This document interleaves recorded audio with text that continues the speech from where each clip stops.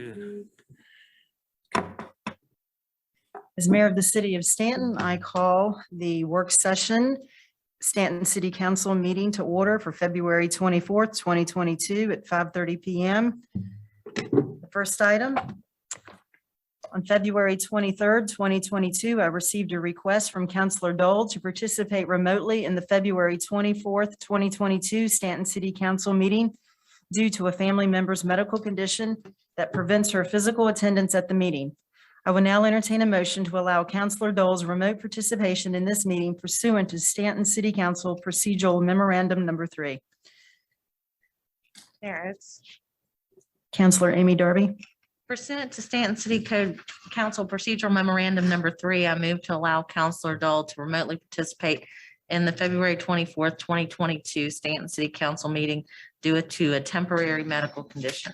There's a motion on the floor. Is there a second? A second. It's Terry Holmes. All right, we have a second. Any further discussion? Ms. Smith, please call the roll. Mr. Holmes, Aye. Mayor Oakes, Aye. Miss Darby, Aye. Mr. Claffey, Aye. Miss Mead, Aye. motion carries. All right, thank you. Councilor Dole, can you please state the remote location from which you are participating? 1003 East Beverly Street, Staunton.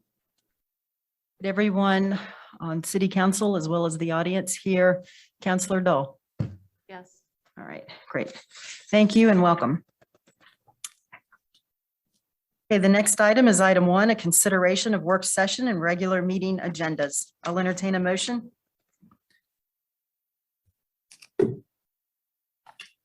got it here. I'm sorry.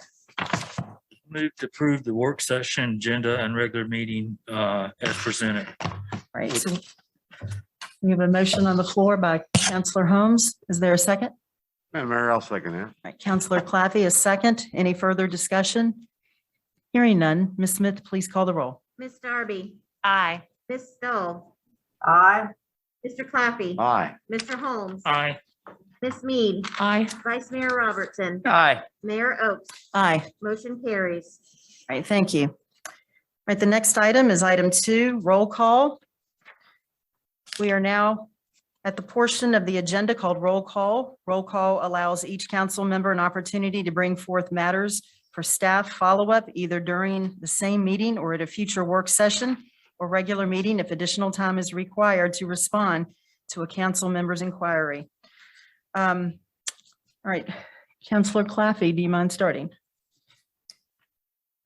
Yes, I want to ask for clarification from our city attorney on the, well, just a clarification on the recent article that evidently appeared in the Staunton Leader about some of our speakers at the end of the night, you know, having extended time period to speak and being asked to leave when they have to stop talking. And I just want the legal ramifications explained to us if we don't follow these initiatives.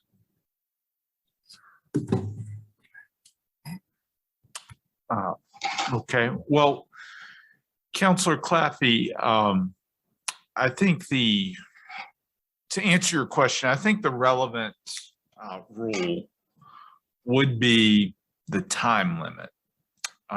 The other rules are more about decorum and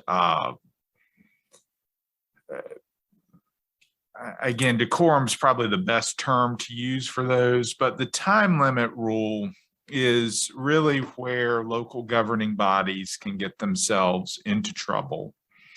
And to briefly explain that, you know, different governing bodies allow for different types of public comment. Your matters from the public comment period. And if you recall last spring, there was some extensive discussion about this particular part of your agenda. But yours is what we would call a public forum. And let me offer this explanation. Tonight, there will be a public hearing on item A, and that's a franchise ordinance for an easement. And that is what would be called a limited public forum legally. And what that means is when the mayor opens that public hearing, all the comments for that particular item have to be directed towards the potential franchise ordinance. People can't speak about other topics. And you as a council are limiting the public forum. So for instance, if somebody during that time starts talking about taxes, or I know we've had animal shelter speakers recently, the mayor would then redirect them and say, I'm sorry, this public hearing is simply for the potential franchise ordinance. And again, that's a common practice in every jurisdiction in Virginia. When you have public hearings about particular business items, the comments are addressed to that business item. And if somebody speaks about a different topic, the presiding officer, whether it's a mayor or a chair, says to that person, I'm sorry, this public hearing is for this topic only. And once you limit the public forum to that topic, if somebody continues to speak, you can then ask them to stop. And if they don't stop, you can then, if the presiding officer can then ask that the person be removed from the podium because they are violating the limited public forum that has been extended by the city council for that topic.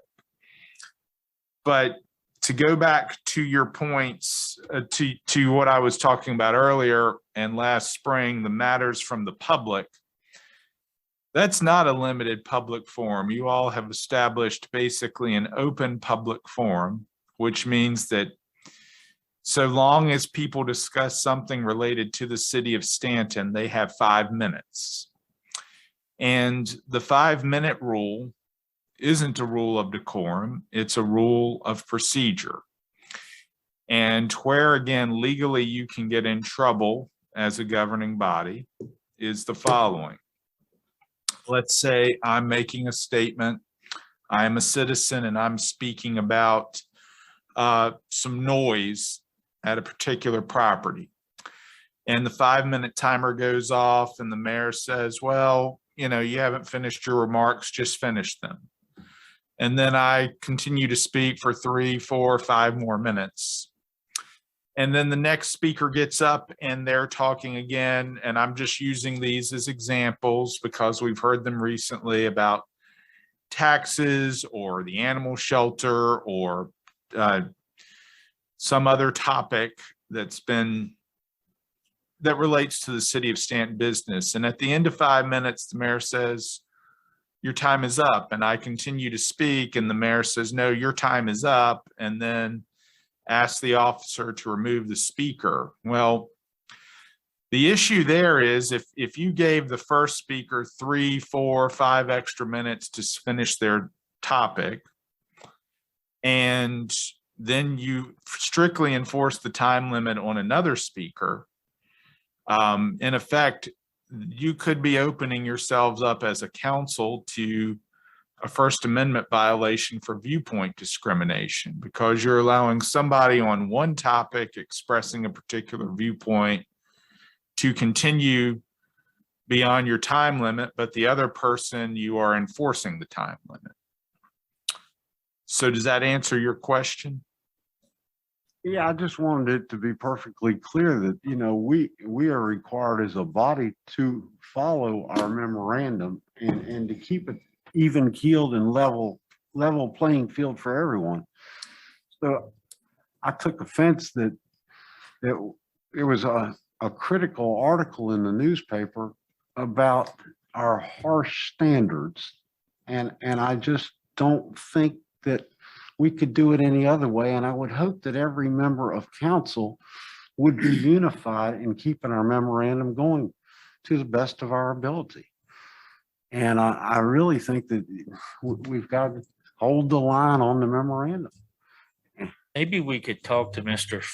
Falsey before he gets up and say, listen, you got to keep it to 5 minutes, because I think he's hard of hearing and he's old and it's hard for him to get his thoughts into order. And it looks really bad when we have him drug out of here. I mean, it'd be different if it was somebody that was 19, 20 years old, kicking and squirming, but you Right, putting an right. 80-some-year-old man out the He's door. 94 years old. 94. Well, he's never been And he's drugged out. deaf. In fact, he was asked to stay. So. No, he was escorted out No, of city no, council no, chambers. no, he Yes, was asked to stay. He Regardless, chose to walk out. regardless. But And either regardless. way, we need to be consistent. Yeah. That's And my I point. think consistency is fine. I brought this up. I sent an email to Mr. Blair to be prepared to discuss this evening. I've heard complaints from citizens about what, are we should be able to use some discretion here. Well, that's when just there's a- it. No, we shouldn't. No, and I have taken the time to watch the Waynesboro, the Lynchburg, the Harrisonburg city council meetings. And they take, the presiding officer takes 15 seconds to let people know that the time limit is 5 minutes or 3 minutes or whatever it is.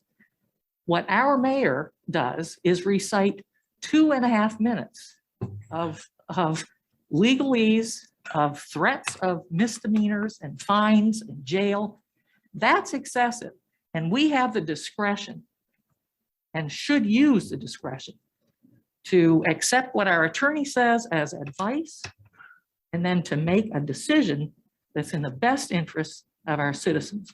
And I, Only 2 people who have been approached by a police officer as a result of exceeding the time limit were a 94-year-old deaf man and a 67-year-old woman who probably goes 100 pounds, if that much. And everyone else gets it.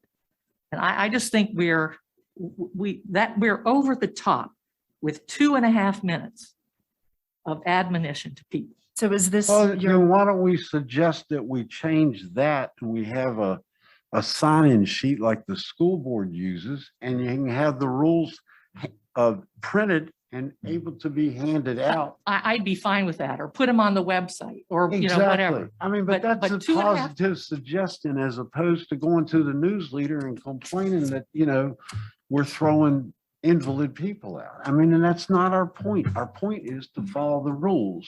And our point is not to find fault with our council. Our point is, let's make it good. I I think it's a personally, good am idea to print it out and have it. up I'm on the not happy podium. with the 2.5 minutes wasted every single meeting when we read it either. Well, good, then let's not do that. That would be a nice positive suggestion. I agree. Let's do it. okay, Vice Mayor Robertson? I reckon Mr. Blair, let me, I was sitting here thinking. And I'm not trying to throw anybody under the bus, but is it in our power to directly? You can sit there and not do that. Is it in our power to actually say any or to change what Mr. Foss is asking us to do? Is that not what he's talking about in the appointment of that committee done by the circuit judge, which we have no power to change? I'm asking the question. Well, and I would like to circle back to something Counselor Mead said earlier, but to answer your question specifically, Mr. Fossa has come in and complained about the assessment process. And as Ms. Beauregard explained last meeting, the assessment process, as property owners, you get your assessment. Once it's done every 2 years, you can first come in and meet with the assessor and talk about if there's any technical issue that may be wrong. For instance, square footage may be wrong, something like that. The square footage of your improvement may be wrong, and that first step is to look at, is there something technically wrong with the reassessment? Then you may always go to the Board of Equalization, and that is noticed in the newspaper. And I believe, don't quote me on this, but I think when you get your reassessment, there is a provision to appeal to the Board of Equalization. And then if you're not satisfied with that, you can bring an appeal to the circuit court to challenge the assessment. Mr. Fossa, I believe his complaint, and I don't want to put words in his mouth, but I think where he tends to complain about is the Board of Equalization process.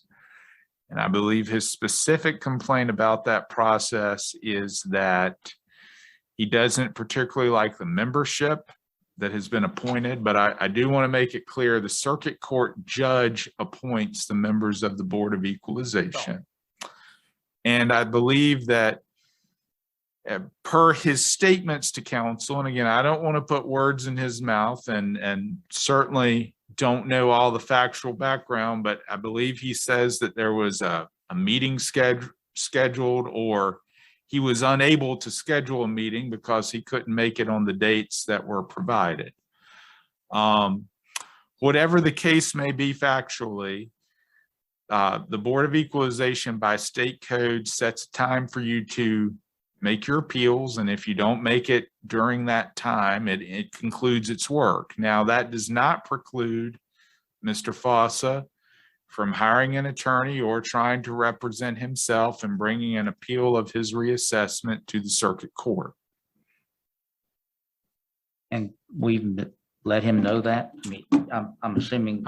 He's I been would, told, I think, a few Okay, times. all right, that he can That's appeal it sort of directly nothing to the to that. circuit court. Okay. Yes, he- I just want to add, though, we make assumptions about people's ability to access information. Mr. Fossa does not have a phone. I'm not sure he drives. I don't know how he gets around. He is not someone who the idea that he would hire an attorney, there's a barrier to that. It's called money. I don't know if you've ever seen his home on Bowling Street. It is not a palace.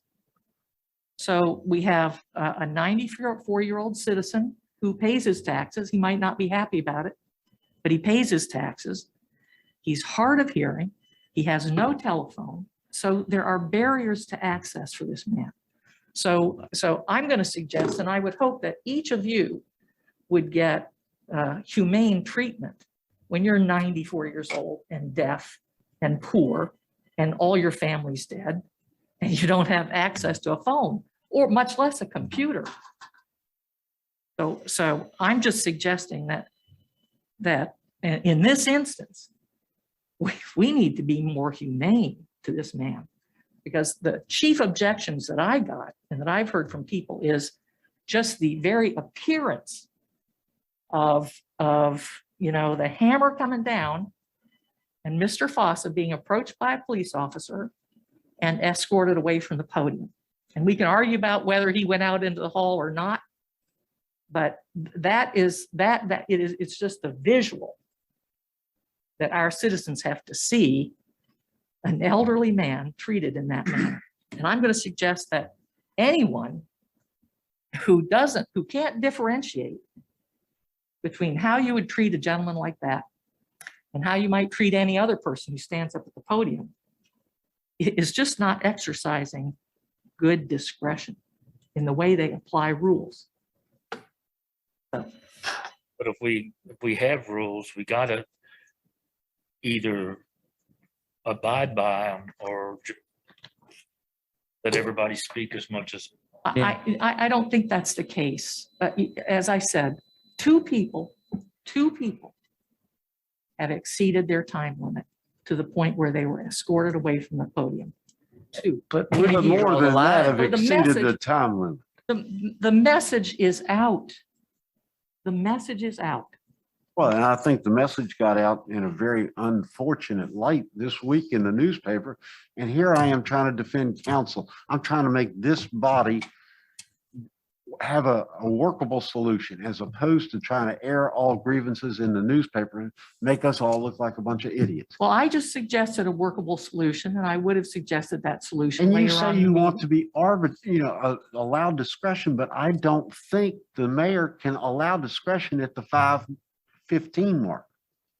There is- I'm saying that discretion can be used when you're talking about a 94-year-old deaf citizen of this town.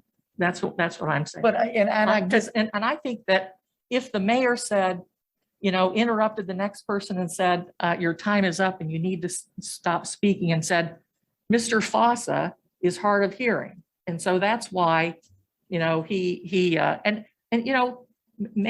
he pushes on that. Maybe he does. But if that was my grandmother, if it was your grandmother up there or grandfather, you'd use some discretion. Well, could we possibly tell him that 5 minutes are up, but once everybody else speaks, you could get back up? Is that a Because possibility? that's another issue. Yeah. That again is what the city attorney's talking about. You can't grant somebody the right to get back up there and speak again, whereas everybody else is being limited to 5 minutes.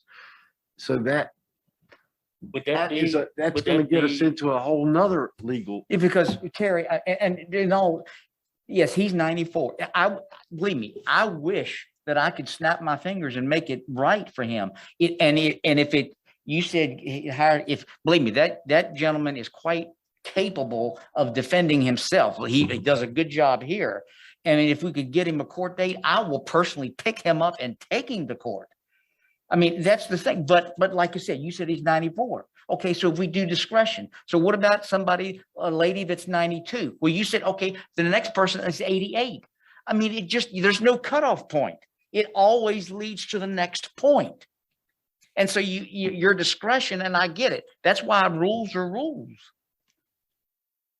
You can always take that Just- to the nth degree. You can I'm always imagine, situations where, see, if we do it this way, then, we can Okay. always imagine that. I don't think there are more than one 94-year-old deaf people in this town. Okay, I'm gonna need to move things along because we're already behind. Does anyone else have anything for roll call? I don't. Okay, Um, This is Carol Adol. I wanted to ask for a update on the animal shelter in terms of, is the washing machine, dryer, and dishwasher now repaired, and are the cabinets back on the wall yet?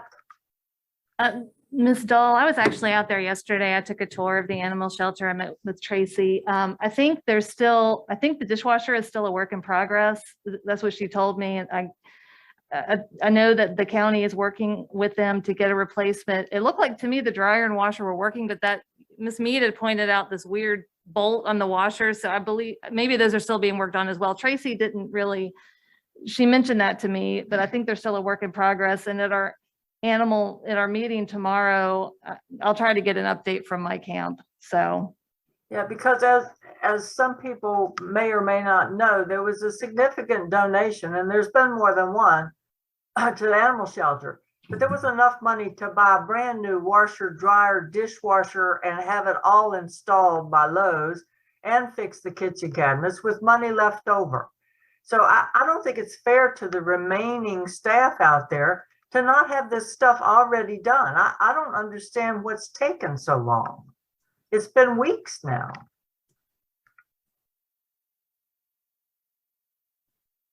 I'll see what I can find out. okay. Yeah, because to Carolyn's point, I mean, my brother, I mean, when he left almost $3,000 from the CARA fund, and he went out and made a personal donation, from that fund to there. So there, like I said, there was plenty of money there to do a washer, dryer, have it installed, like you said, and plenty left over. So,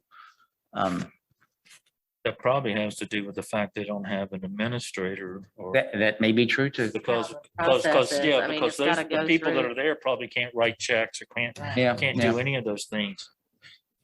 Okay, just to move the meeting along. So it sounds to me like the council has a desire for a future meeting, Ms. Beauregard and Mr. Blair, to discuss the matters from the public when it comes to citizens signing up and being able to post the rules. So I can dispense from reading them at every meeting, even though I realize that consistency is the key.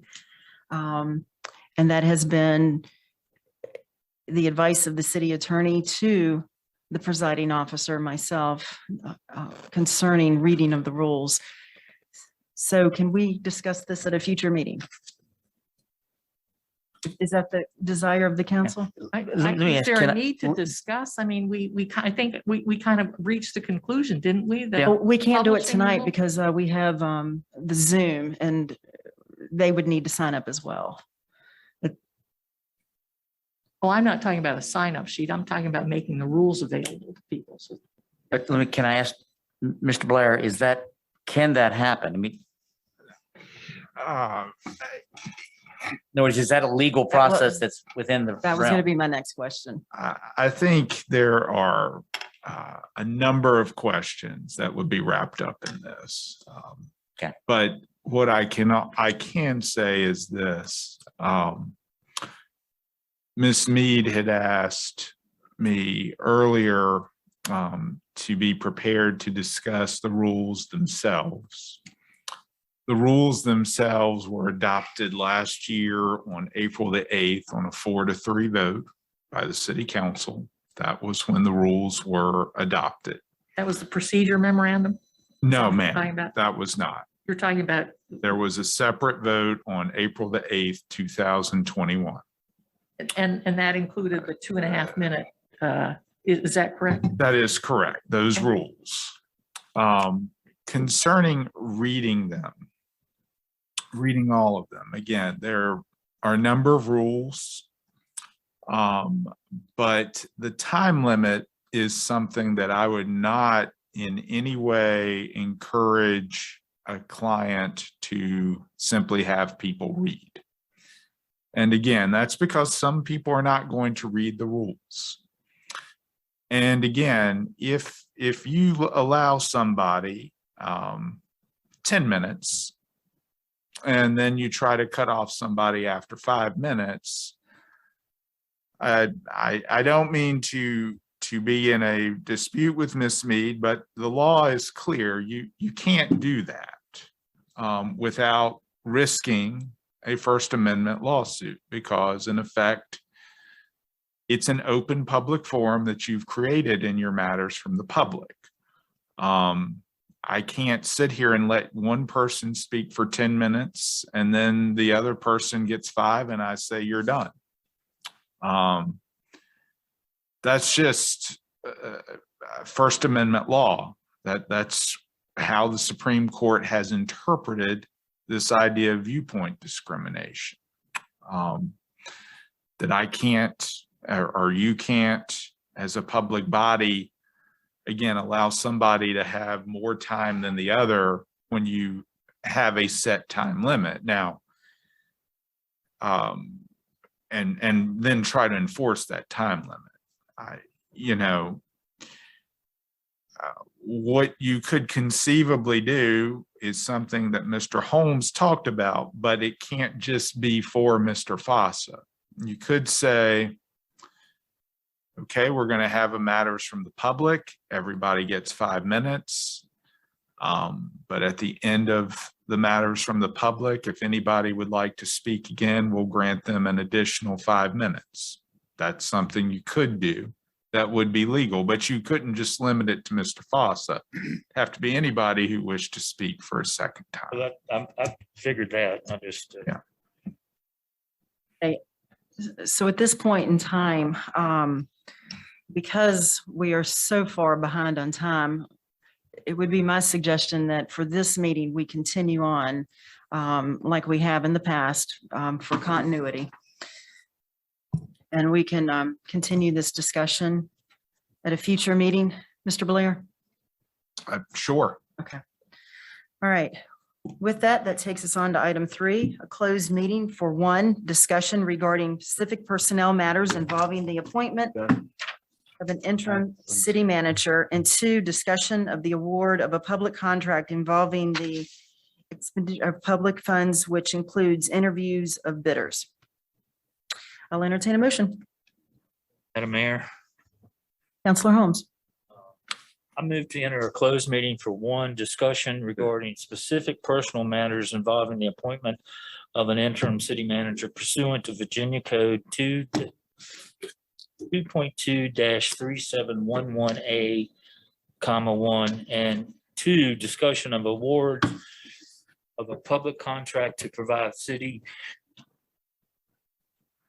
services for the city manager search involving the expenditures of public funds, which include interviews of bidders and offerers, and discussion of the terms of scope and such contact or discussion in an open session would adversely affect the bargaining position of the city pursuant to Virginia Code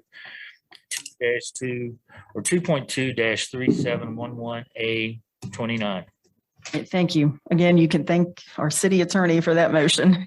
Is there a second? I'll second that. All right, we have a second by the Vice Mayor, Vice Mayor Robertson. Any further discussion? And hearing none, Ms. Smith, please call the roll. Mayor Oakes, Aye. Vice Mayor Robertson, Aye. Ms. Mead, Aye. Mr. Holmes, Aye. Mr. Claffey, Aye. Ms. Dahl, Aye. Ms. Darby, Aye. motion carries. Right, thank you. We're now in closed session. Regular volume. Okay.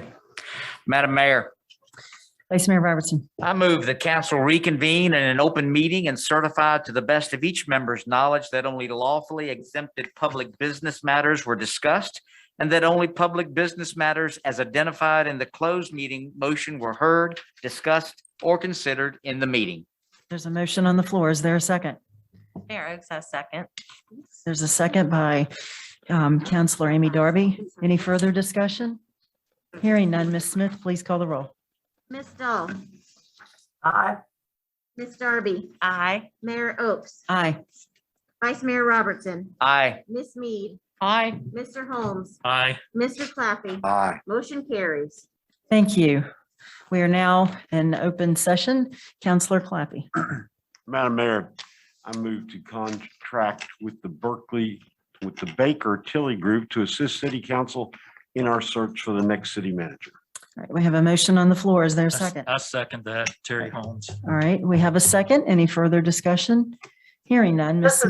This is Yes, Carolyn go. Dahl. Just to clarify, it's Baker Tilly. Yes. Okay, thanks. Right. Any additional comments or questions? All right, hearing none. Ms. Smith, please call the roll. Mr. Claffey, Aye. Mr. Holmes, Aye. Ms. Mead, Aye. Vice Mayor Robertson, Aye. Mayor Oakes, Aye. Ms. Darby, Aye. Ms. Dahl, Aye. motion carries. Right. Thank you. Mayor Oakes, Counselor Amy Darby. I would like to amend the regular meeting agenda and add item J, appointment of interim city manager. Madam There's Mayor, a I'll second motion on the that. floor and a second by the Vice Mayor, Vice Mayor Robertson. Any further discussion?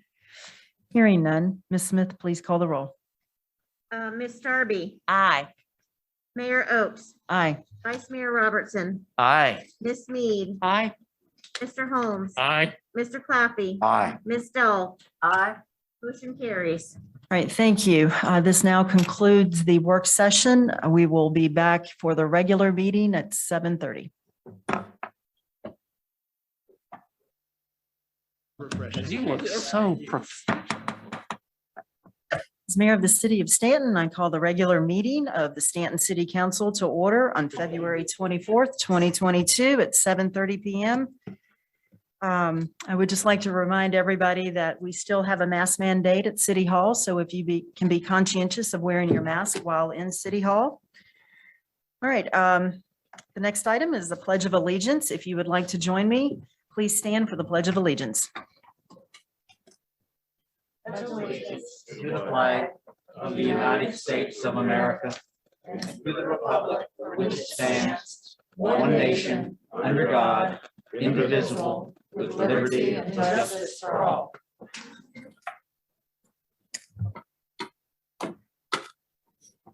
All right, our next item is the invocation and moment of silence, and tonight it will be given by Vice Mayor Robertson. I will be doing a Christian prayer tonight. I had something prepared until I came in here tonight and decided to change it up and just do this off the cuff. In light of everything that's going on in the nation right now, but more specifically, what's going on in Ukraine as we speak. So if you would like to, you can bow your heads.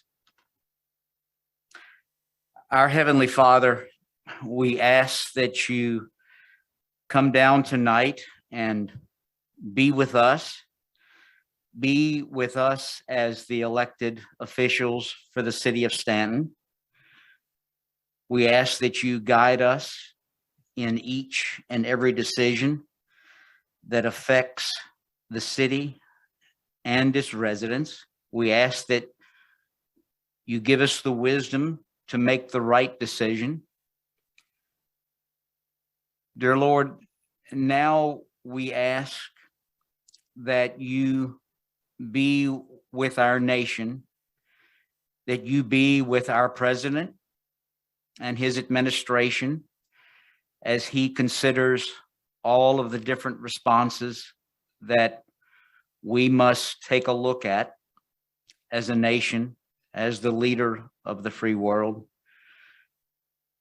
We ask that you be with the citizens and the country of Ukraine as they deal with this senseless violence. And we ask that you somehow will touch the heart of Mr. Putin and that he would hold back from this, because it not only affects all the citizens of Ukraine, but it will affect his citizens and his soldiers as well. Dear Lord, we ask that you be with all the people of Europe and all of the surrounding countries, and that you would simply provide your grace to each and every one of them. And now I ask this in your heavenly name. Amen.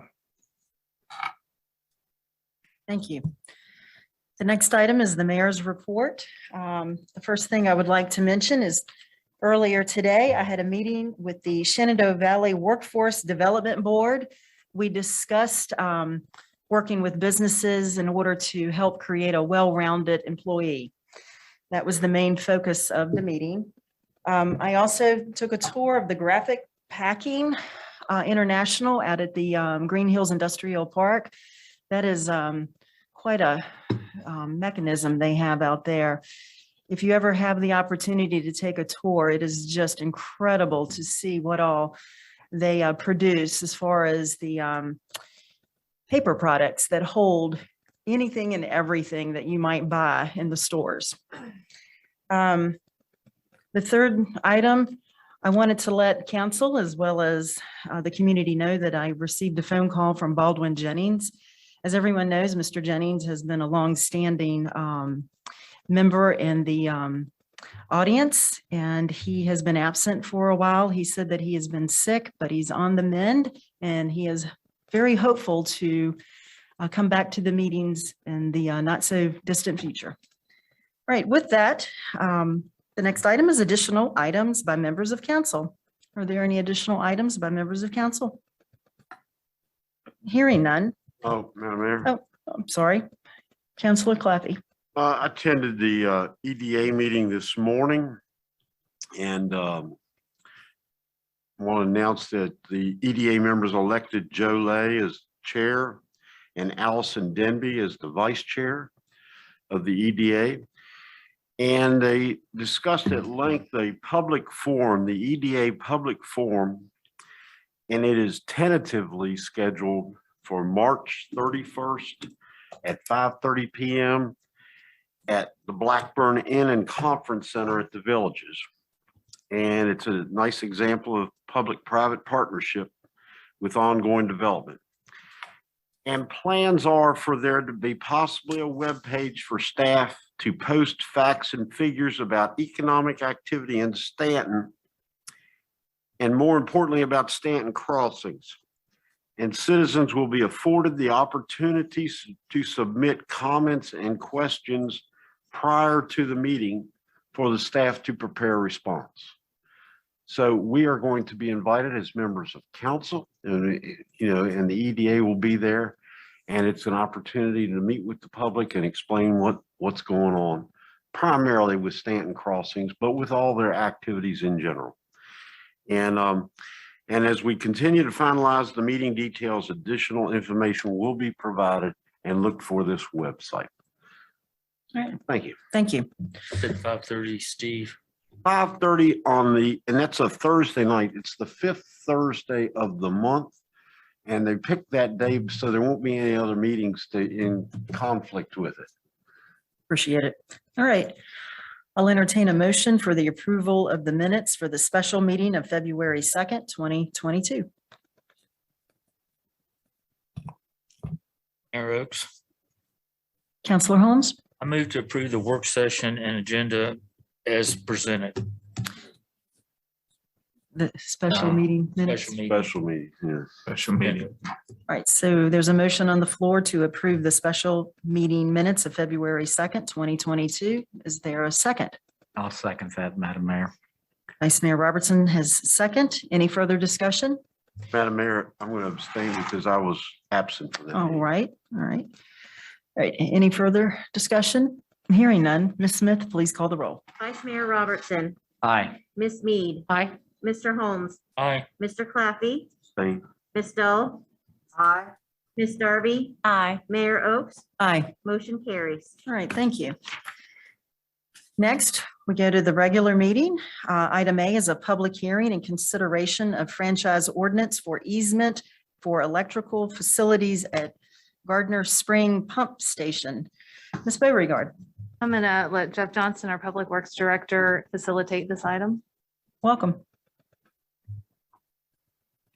Good evening, Madam Mayor, members of council. I'm sure you remember, because of our many trips to the CIP in recent weeks, that we are on the verge of building a new pump station out of Gardner Springs to replace the existing one.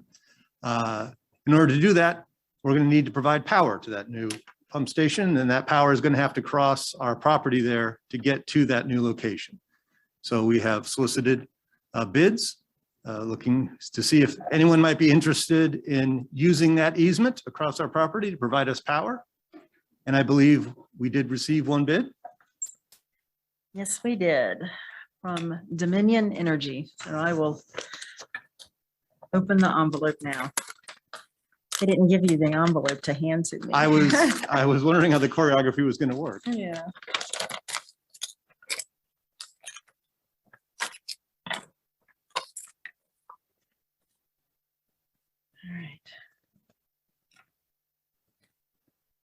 All right.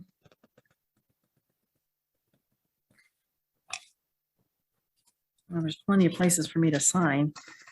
It says attached is the Virginia Electric and Power Company, a Virginia Public Service Corporation doing business in Virginia's Dominion Energy, Virginia bid response for ordinance number 2022, scheduled for the Thursday, February 17, 2022 council meeting. Anything else I need to read? Mr. Blair? I would just, it should be Thursday, February 10th. Yes.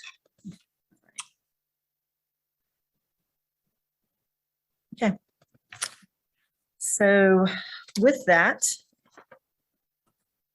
I'd like to ask the audience, are there any additional bids for me to open and read, as we have the one from Dominion? All right. I declare the bid session closed at this time. And at this point, we'll move on to a public hearing. I'm going to read some comments that the city attorney has asked me to read for continuity. In a moment, I'll open up the public hearing. It is a time that council sets aside to hear from citizens and others about a specific topic. We ask that you please give your name, your address, and then you keep your remarks at 5 minutes or less. When you reach the 5-minute time limit, I will let you know that your time limit has expired. For our Zoom participants, please raise your hand now if you wish to speak on this particular public hearing. If you raise your hand during the public hearing, you also will be able to raise your hand during the council meeting for other public hearings and matters from the public. And please keep your comments to 5 minutes as well. Once everyone who wishes to speak has had an opportunity, I will then close the public hearing. I will now open the public hearing, so if you wish to speak, please approach the podium and we'll alternate between individuals physically present and those that have their hands raised via the Zoom platform. So this is a public hearing for the proposed easement. And with that, the public hearing is now open. Would anyone from the audience care to speak concerning this matter? Do we have any hands raised? I have no one with their hands raised. Okay. One last time, would anyone like to approach the podium? With that, the public hearing is now closed and I'll entertain a motion. Madam Mayor, Vice Mayor Robertson. I move that city council adopt the franchise ordinance as presented, granting to Dominion Energy a franchise for an easement to place electrical equipment and other facilities across city-owned property located at 230 Hundley Distillery Road, located in the county of Augusta, as set forth in the ordinance and annexed right-of-way agreement. All right, there's a motion on the floor. Is there a second? Madam Mayor, I'll second that. All right, Councilor Claffey is second. Any further discussion? This is Carolyn Dull. Councilor Dull. I would say that council should support this bid because I know Jeff Johnson wants electricity at the pump. This might be a good time to point out that part of this project is also installing an emergency generator out there so that while I would like electricity at the pump, we will not be solely dependent on that electricity. It's one of the improvements that we're looking to make. Good. All right, sounds good. All right, any further discussions or questions? Hearing none, Ms. Smith, please call the roll. Miss Mead, Aye. Mr. Holmes, Aye. Mr. Claffey, Aye. Miss Dull, Aye. Miss Darby, Aye. Mayor Oakes, Aye, Vice Mayor Robertson, Aye. motion carries. thank you. Thank you. All right, the next item is item B and C, a public hearing and consideration of an ordinance to partially exempt from real estate taxation by classification or designation property located at 914 Middlebrook Avenue in the city of Staunton, Virginia, and proposed to be developed by Middlebrook Trace 2 VA LLC as Middlebrook Trace 2. And C is a consideration of authorization of acting city manager to execute and deliver to Virginia Housing Development Authority a letter in support of allocation of tax credits to Middlebrook Trace 2 VA LLC. Ms. Beauregard, Rodney Rhodes, our senior planner, will take care of this item. welcome. Good evening. Thank you, Madam Mayor, City Council members. Middlebrook Trace 2 proposes to develop an 82-unit apartment complex at 914 Middlebrook Avenue that will serve low and moderate income families. If this sounds like a repeat, it actually is. Phase 1, which was proposed and presented to council in March, I guess that was Middlebrook Trace Senior, proposed an 82-unit apartment at 914 Middlebrook Avenue. That is currently under review. We have reviewed the site plan and submitted our comments on that and awaiting revisions to that. Well, they're back before you again to develop the back portion of that property with a very similar 82 units. Back in March, council adopted an ordinance partially exempting the property from real estate taxation, designate the property as a revitalization area, and authorize the city manager to send a letter of support for the allocation of tax credits. They're basically asking for the same thing for phase 2. The site contains approximately 24 acres. I'm sure council will also recall that just less than 3 months ago, council rezoned the property to R4 high density residential conditional. If you may recall, the front portion was already zoned high density residential. The back portion was zoned a lower density, but council did approve the application to rezone it all high density conditional with a maximum of 200 units. So obviously this proposal for additional 82 units would be under that 200 threshold. This would be a federal tax credit project with funding received through Virginia Housing, and the applicant is requesting these two items by council in order to make their application more competitive. The application is due next month, March. The requested abatement is same as last year's $2,000 a year for a period of 3 years. They estimate that the total value of this phase 2 will be $15.8 million. The city assessor said based on that figure and the current tax rate in the city, the project would be expected to generate additional tax revenue in the amount of $145,000 annually. The need for affordable housing is noted in the Staunton Comprehensive Plan and the city's consolidated plan. Those are outlined in your briefing. We will not go into detail with that other than to state that one of the goals of the comprehensive plan is to ensure the Staunton's housing stock is an adequate mix and that affordable quality housing is necessary for maintaining a labor force for employers to access.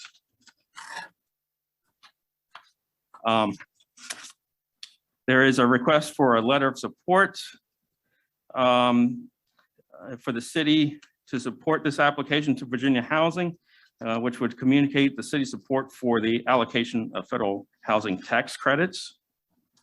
And I would conclude that the need for low and moderate income housing has been well established in various city plans. Quality affordable housing benefits the city. Therefore, staff recommends adoption of the proposed tax abatement and the proposed support letter. I would note that the developer is proposing to subdivide this property. Phase 1 would be separate from phase 2 on 2 separate lots. And the city attorney has informed me that if council adopts this ordinance tonight, and if the application is successful to Virginia Housing, that once this property is subdivided, they would need to come back before you again to transfer this exemption to the new parcel. So you may be seeing this for a third time. Thank you. I'd be glad to take any questions you have at this time. The agent for the developer is participating by Zoom. So I can take your questions now or after you conduct the public hearing. Are there any questions? So just want to understand, so the abatement process is for 3 years? Yes, sir. Then starting year 4, the possibility of the 100-some thousand in tax revenue for the year could start. Well, that would start as soon as the development occurs. As soon as the project is, yeah, the Okay. 145,000. I got you. Yes. Okay. And this would just be $2,000 for the first 3 years. The first 3 years. I got you. Mr. Rhodes, I have a question. Will all of the units be considered designed for or priced for low income? So at or below the AMI, or is just a portion of the project designated that way in order to get the housing credits? It's my understanding that all of them would be under that. I would like for the Jen Serber, the agent for the developer, to address that more in depth. And if you just allow me to ask the second part of my question, Ms. Serber, and then I'll be happy to hear what you have to say. But for how many years will the apartments be designated low income? I understand it's a 15 to 30 years in that range, but and then they would not be considered low income anymore? Mr. Rhodes, should I speak now or wait? No, go ahead and speak now, please. Hi, this is Jen Serber. To answer the specific questions, all of the units at Middlebrook Trace 1 and 2 are designated for incomes below 80% of the area median income. And the initial compliance period is 15 years, though it is our intent to keep them in service to that 80%, less than or equal to 80% of AMI for the life of the property. Thank you. Yes, ma'am. Are there any additional questions? Vice Mayor Robertson. Another question, and I think Councilwoman Mead had asked this question one other time. Is there an intention to, coming off that property, to have some sidewalks put in that it would be easily walkable down into the Middlebrook Avenue and down into the downtown proper? Vice Mayor Robertson, I'd be glad to answer that question. Right, go ahead. There's a requirement that internally there be pedestrian access from phase 1, phase 2 out to Middlebrook Avenue. Okay. There is nothing proposed that would extend it along the city's public right of way into town. Okay. This is Carolyn Dahl. Councilor Dole. Just following up with Vice Mayor Robertson's question. The HUD funds that we get would be a good source of funding to put sidewalks from there to downtown, would it not?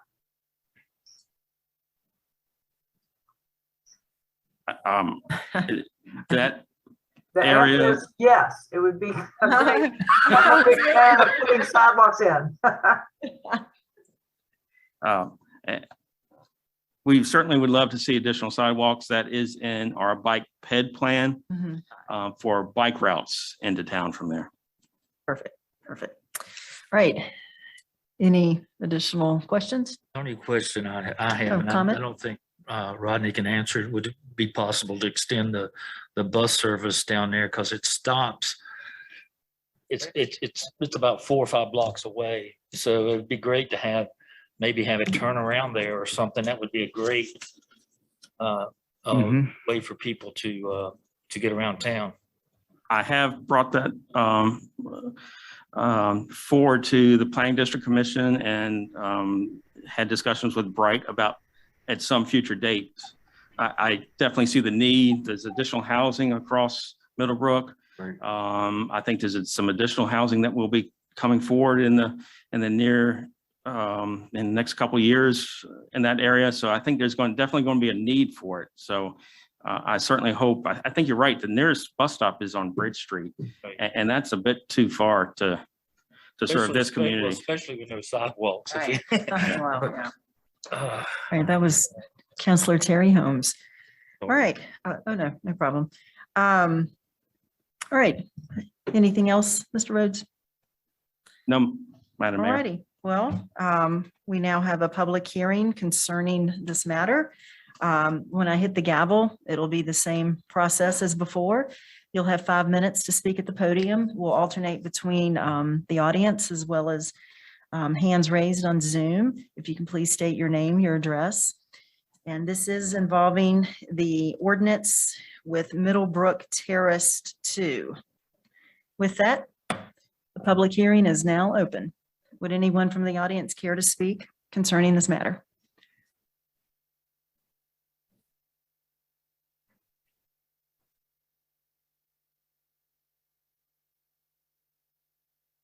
My name is Albino Albert Fossa. I live at 401 Bowling Street, Stanton. Now, the presentation that was made seems very good. However, it seemed like there was a lot of double talk in that presentation. I'm not quite sure some of the things that he said. And he really needs to come back to this council again and explain in more detail what exactly is going to be happening there. The poverty level or the level for low-income homes, how is that going to be determined? What you have today with the rate of inflation, the low level for housing is not very good. It's out of order. The assessments have increased tremendously. The taxes have increased tremendously. And then you have to re-examine some of these things before you make your decisions. Thank you. Thank you. Do we have anyone with their hands raised in the Ah. Zoom? I have no one with their hands raised. Okay. Oh, wait, I do have someone with their hands raised. Okay, can we see if they want to speak concerning this matter with the public hearing? Caller? Could you please give us, go ahead. It's Allison Profetta at Farrier Court. Are you able to hear me? Yes. I just wanted to say that I'm happy to hear the city of Stanton making a move towards increasing affordable housing, and I'd love to see you approve this tonight. Thank you. Thank you. Is there anyone else in the audience that would like to speak concerning this matter? Hearing none. Oh, we have one more. Yeah, I have Okay, another all right. person on Zoom. All right. You caught me before the gavel All right. hit. Speaker, could you please, wait a minute, let me get her. Caller, could you give us your name? My name is Sarah Holberg. Hi, Ms. Holberg, would you like to speak concerning this matter with the public hearing involving the ordinance with Middlebrook Trace 2? I just wanted to seek clarity as the project goes forward. There was discussion of an internal sidewalk to get to Middlebrook. I hope there can be attention also to connecting to other parts of the parcel, to Moore Street or to other parts of the city, so that it's not a closed off development. Okay, thank you. Right. Anyone else in the audience? Okay, hearing none, the public hearing is now closed. At this time, I'll entertain a motion for item B. This is Mayor Carolyn Dole. Counselor Dole, I move the city council pursuant to Virginia Code Section 58.1-3219.4, adopt the proposed ordinance partially exempting from real estate taxation property located at 914 Middlebrook Avenue in the city of Staunton, Virginia, and proposed to be developed by Middlebrook Trace 2 VA LLC as Middlebrook Trace 2 as presented. there's a motion on the floor. Is there a second?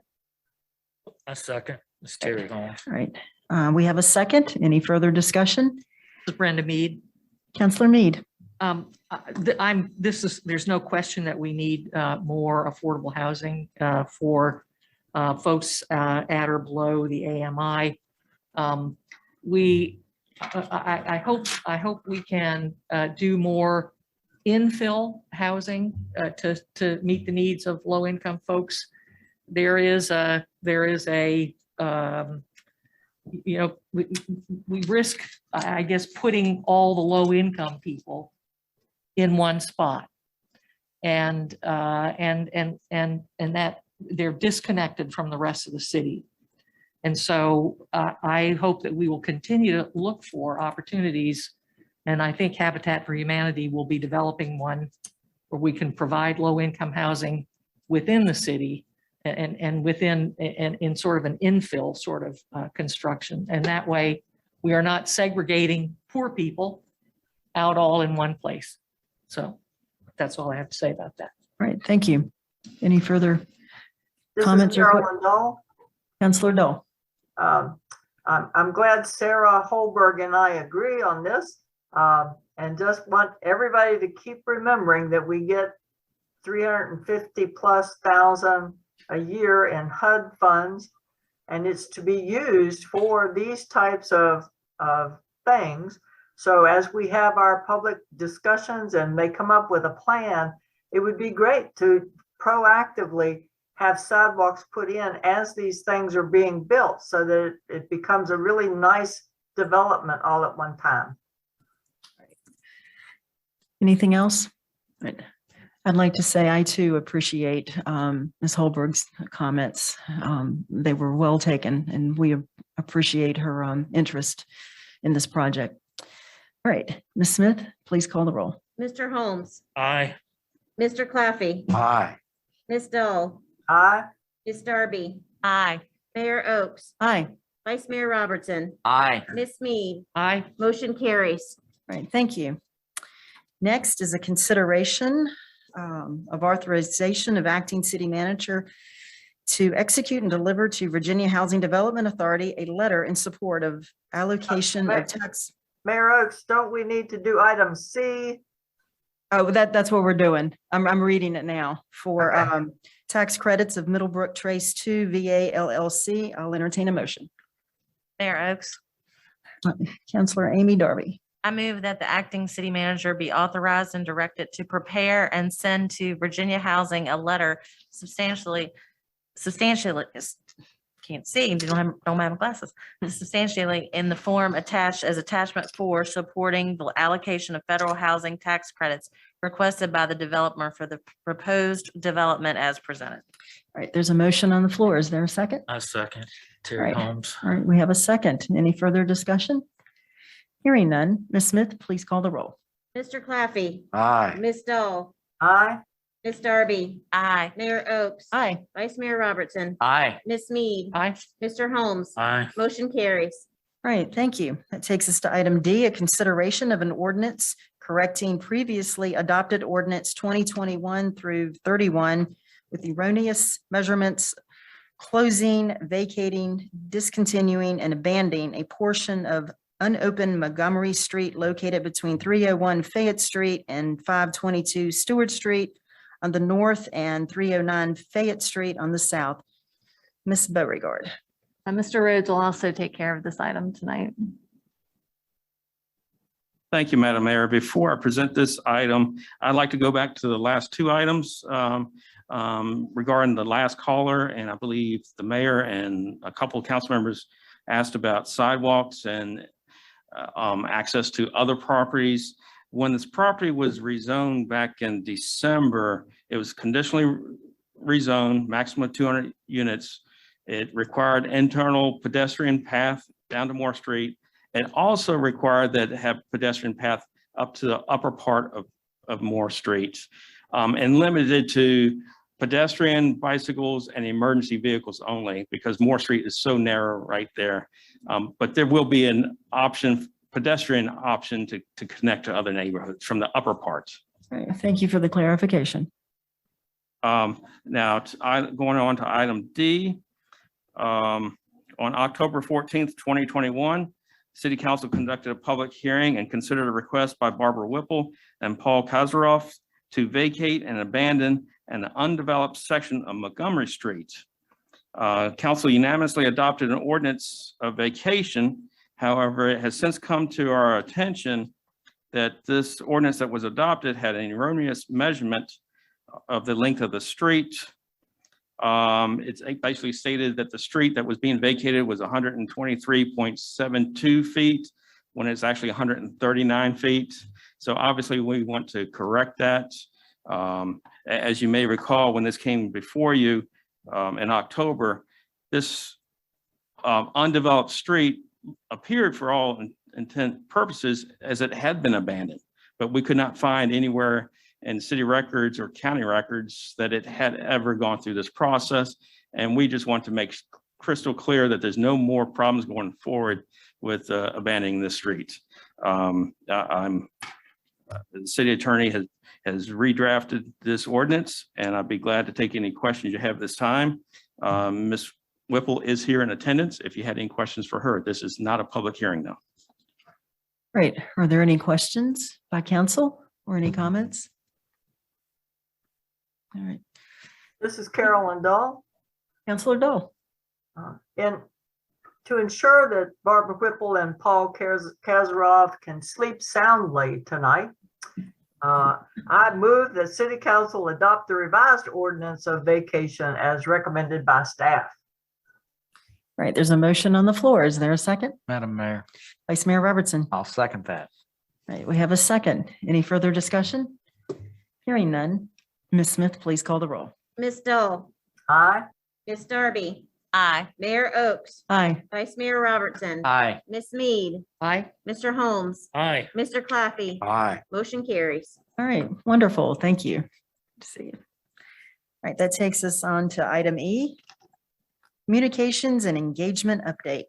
Ms. Beauregard. Yeah, I'd like to invite Michelle Bixler, our communications manager, who's going to provide an update on some, go ahead. I'll get her to the podium so she can get going.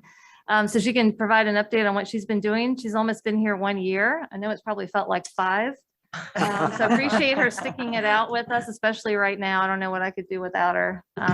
She's going to provide an update on what she's been up to, hopefully get some input from you all on that as well. So I think this is a really exciting time for the work that she's doing. So I'll let her present. Thank you, Ms. Beauregard. And thank you, Mayor and Council. It's my pleasure to be here this evening with you. Let's see, I understand that at least 4 of you had some questions about our communication program, or at least some part of it. So I'm excited to share what I've learned in my first 11 months here at the City of Staunton, along with some strategies that we consider for the organization moving forward.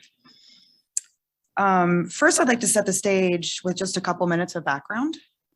25 years ago, when I was a wee adult, and in my public relations program at JMU, and really just getting started in this work, outward communications were pretty much limited to 3 venues: print, TV, and radio. And today, while we still have those mediums, there has been one fairly major addition to the landscape. And while it did exist, it hadn't quite invaded our lives, and that is the internet. And not only do we have the internet, but we have access to it perpetually, and it's in our pockets. And that has just dramatically changed everything. And not only because we have constant access to that information, but also more importantly, because those lines of communication now go both ways. So that's what it looked like when I was in college. We used the method there on the left. So social media are a category of, there we go. Social media are a category of internet-based resources that integrate user-integrated content and user participation, including tools for sharing and discussing information, as you see on the board there. Generally, it refers to activities that combine technology, telecommunications, and social interaction, and it's alongside of pictures, words, videos, or audio. What it looks like are social networks, blogs, video sharing, photo sharing, podcasts, wikis, and other online forums. And according to the Pew Research Center, 72% of the adult public uses some type of social media, as compared to 2005 when it was just 5%. So in 17 short years, a pretty dramatic increase. There we go.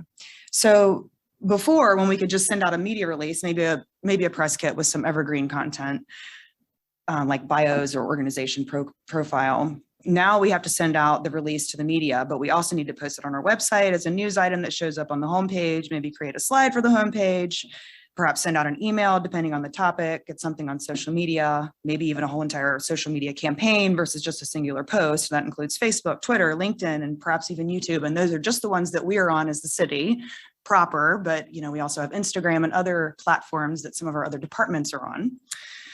And that doesn't even include the communications that will occur after putting it out, i.e. responding to the social media questions and comments that you get once you post, which live on forever. So all that to say, it's gotten quite a bit more complicated since the days of the can, and that's just to achieve par, so average.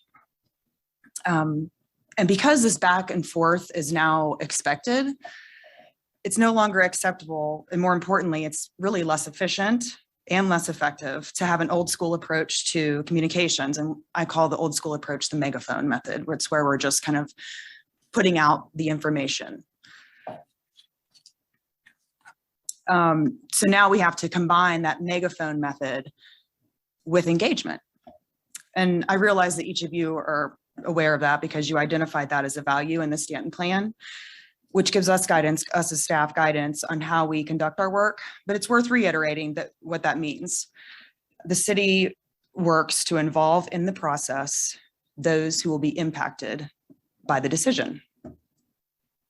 There's an entire body of work around engagement and public participation, but we'll save that for another presentation so that I can give you an overview of what we're doing now in terms of communication and engagement and some strategies for mitigating some of the challenges that we're facing. So during my first 3 to 4 months of employment, I spent time reviewing the former communications manager's communication plan, some of the tools she developed, including a style guide, Citizen University, the website, citizen survey, and some of the tools that we have available, including e-notifications, Stanton alert messaging, and our social media channels. I also looked at the current policies we have in place that impact our communication programs, and that's mostly two, which are the social media policy and then the media relations policy. Beyond that, I took time to interview members of the city's management team and other leaders throughout the organization. I also held listening sessions with a smattering of members of the community, and I attended council's retreat in August of last year to hear what you all had to say about communications and engagement. Ultimately, I used that information to develop a SWOT analysis, strengths, weaknesses, opportunities, threats, which helped me identify the areas in which we need to double down and those that may benefit from a slightly modified approach. The easiest way to talk about where we were and where we're going is by looking at a list of the tools we were employing when I started in this position, and then those that we've either started using since that time or we'd like to consider using in the future. So here is a list of the tools that we were using when I started. We have the website in the top left there. That's actually, that's pushing almost 6 years old, and it looks really great for a 6-year-old website. It's mobile responsive. It's pretty easy to find things. You can really catch people's eyes with the slides that we use. So it actually looks pretty good for considering its age. The e-notifications are done through the website, and they are incredibly limited. And honestly, I've pretty much stopped using them for the time being. You may have signed up for them at one time and you haven't probably seen them in a while, but essentially it was just like an email that came through with like a heading in blue and then text. And that's pretty much all it does. And so it's pretty limited. There's also SAM, which stands for Stanton Alert Messaging. And those are the texts that get sent to some folks who have signed up for the platform. And it's the Everbridge platform. We rebranded as Staunton Alert Messaging. And what I've found out is what you can use it for community texting. It's really designed for emergency use. So it lives in police and fire. Public Works used it. I think when I first started, they were using it to let folks know that recycling was going to be late or not happening, and it was a disaster. And so we have stopped using it in that way. Jeff and I decided that together because it just was not working. Obviously media releases, that's a proactive way of encouraging the media to cover stories. So it reads like a news story in an effort to encourage media folks to just pick it up and print it or read it over the television station or broadcast media, other broadcast media. We continue to use those. It's relatively effective for some media sources. The governmental access and educational access channels live in the IT department. And from what I understand, we only have really very few viewers of that. And so we aren't spending a whole lot of time and energy making programming changes. Currently, they broadcast public meetings live, and then they play the Valley Voice, which is a service that reads portions of local newspapers. And then you'll note there on the right-hand side that the second column is highlighted, and that's kind of to designate them as more engaged, what I would consider engaging platforms or programs. I know you're all familiar with Facebook and Twitter. LinkedIn is a professional networking site, and the city does have a presence. And in fact, just yesterday, Human Resources reached out regarding whether or not Staunton City Schools has a page, which is actually a good segue into me mentioning that the communications manager is a shared position with the school district. I don't know if you all are aware of that, but that's not particularly common. So I just wanted to bring that to your attention and make sure that you are aware that that is the case for us. YouTube, if you're not familiar, is a video platform. And all of those social media sites allow for conversation through comments or to share stories or even, share and comment. So that's why I say give and take, a more engaging platform. And then Citizen University is a program that started with the former communications manager, and it stopped during the pandemic. But essentially, it's a behind-the-scenes tour of how the city works. So it's really helpful for anyone interested in serving on a board or commission, running for council, or just becoming more actively engaged with the city.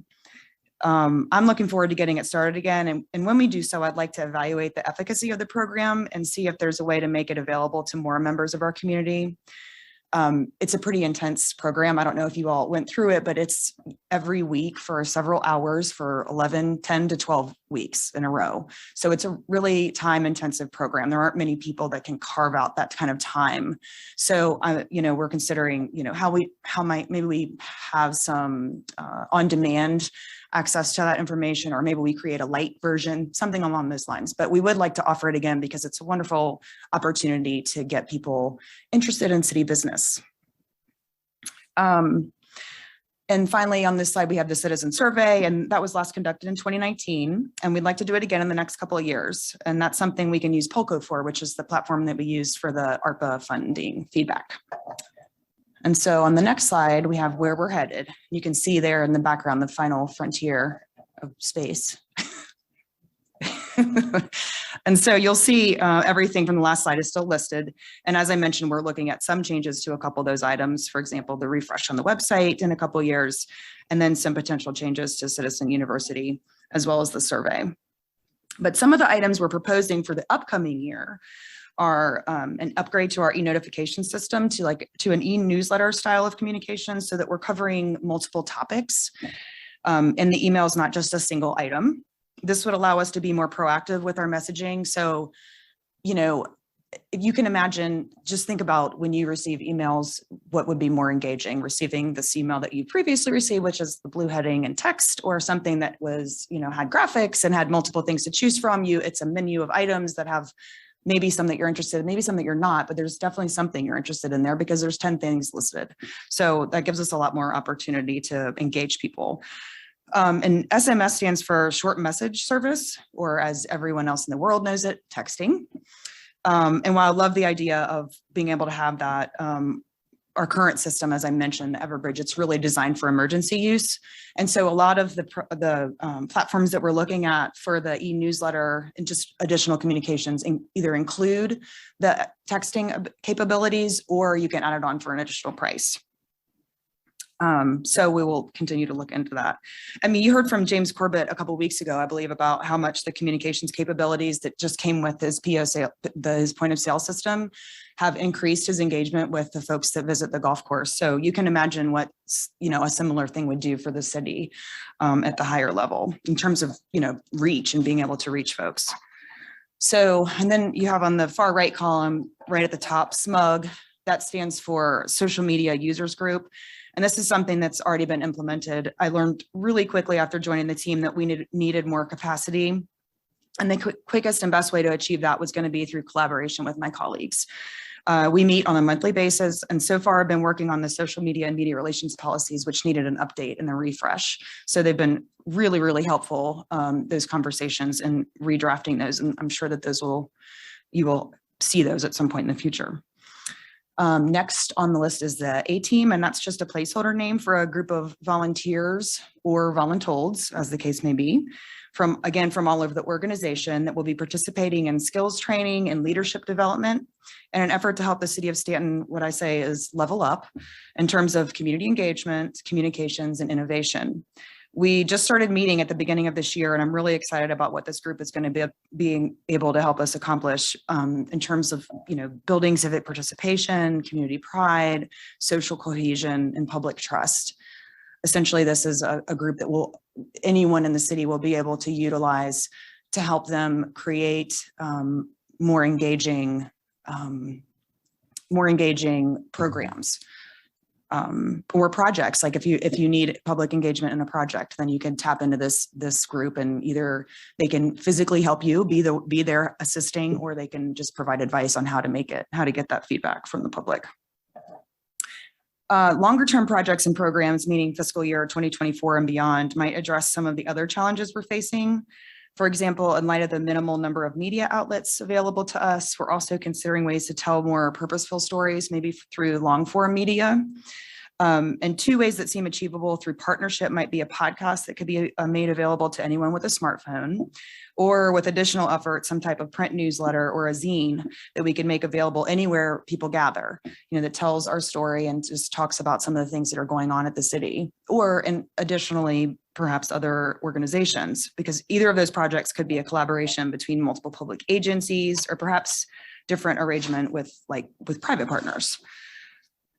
And then finally, another way for us to meet people where they are that we have talked about is to develop a mobile engagement station. I've seen one as a Volkswagen bus. And then I know a community in Minnesota used an ice cream truck. And Albemarle County actually got a van using CARES funding just a couple of years ago. No matter what you call it, the idea is that it's eye-catching and it contains tools for engaging the public. So a mobile hotspot, easels, whiteboards, sandwich boards, projector, speaker, iPads. You roll it out to events or maybe even just to the laundromat, depending on who you're trying to connect with. And you do just that. You connect with the community, you get their feedback. Maybe you're just talking about what's going on. Perhaps you're providing brochures of all the events that are happening this summer in the park or, whatever. It's just a way of, again, touching the community and being where they are. So finally, I'm interested in hearing from you regarding the metrics for measuring success of the communications program. I'm sure you've noticed that I'm not currently sharing coverage statistics and page growth because frankly, it's time intensive and I just don't have the capacity. But that said, I want to be able to demonstrate what success looks like when I come back next year. So what does success look like to you? I'd love to hear feedback on that question, and I'm happy to answer any questions you have as well.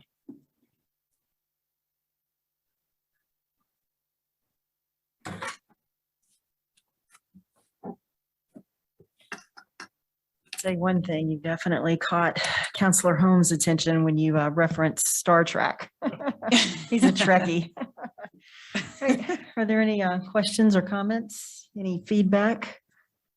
I just have I think I let you know that I was going to ask you this question, so I hope you had a chance to prepare that. You ask us, what does success look like? I guess I need to understand the starting point. Who are we engaging now? How many citizens are, I know you said that e-alerts are not very efficient, but if there was a way to determine how many citizens we're currently engaging, and then I think we could use that information to project where we want to be a year from now and how much improvement we'd like to see. Sure. Yeah. Thank you for that question. So it depends on a couple things. So what do we mean by engagement? How many people are signed up for our e-alerts? 981. I think we could at least double that if we move to a different platform and make it engaging and interesting content easily. I think we could achieve that and then some. I think you've already improved that number because I think we've doubled it, haven't we, in the last year?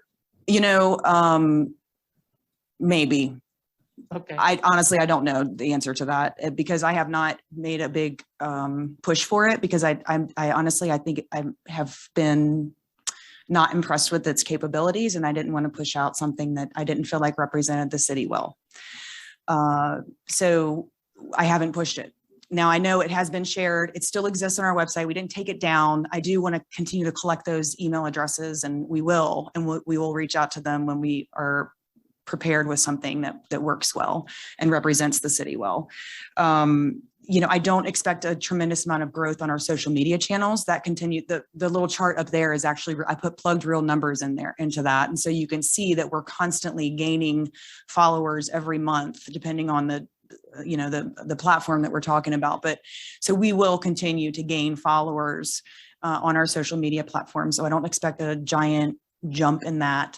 I think where the city has a lot of room for improvement is exactly where this engagement piece. And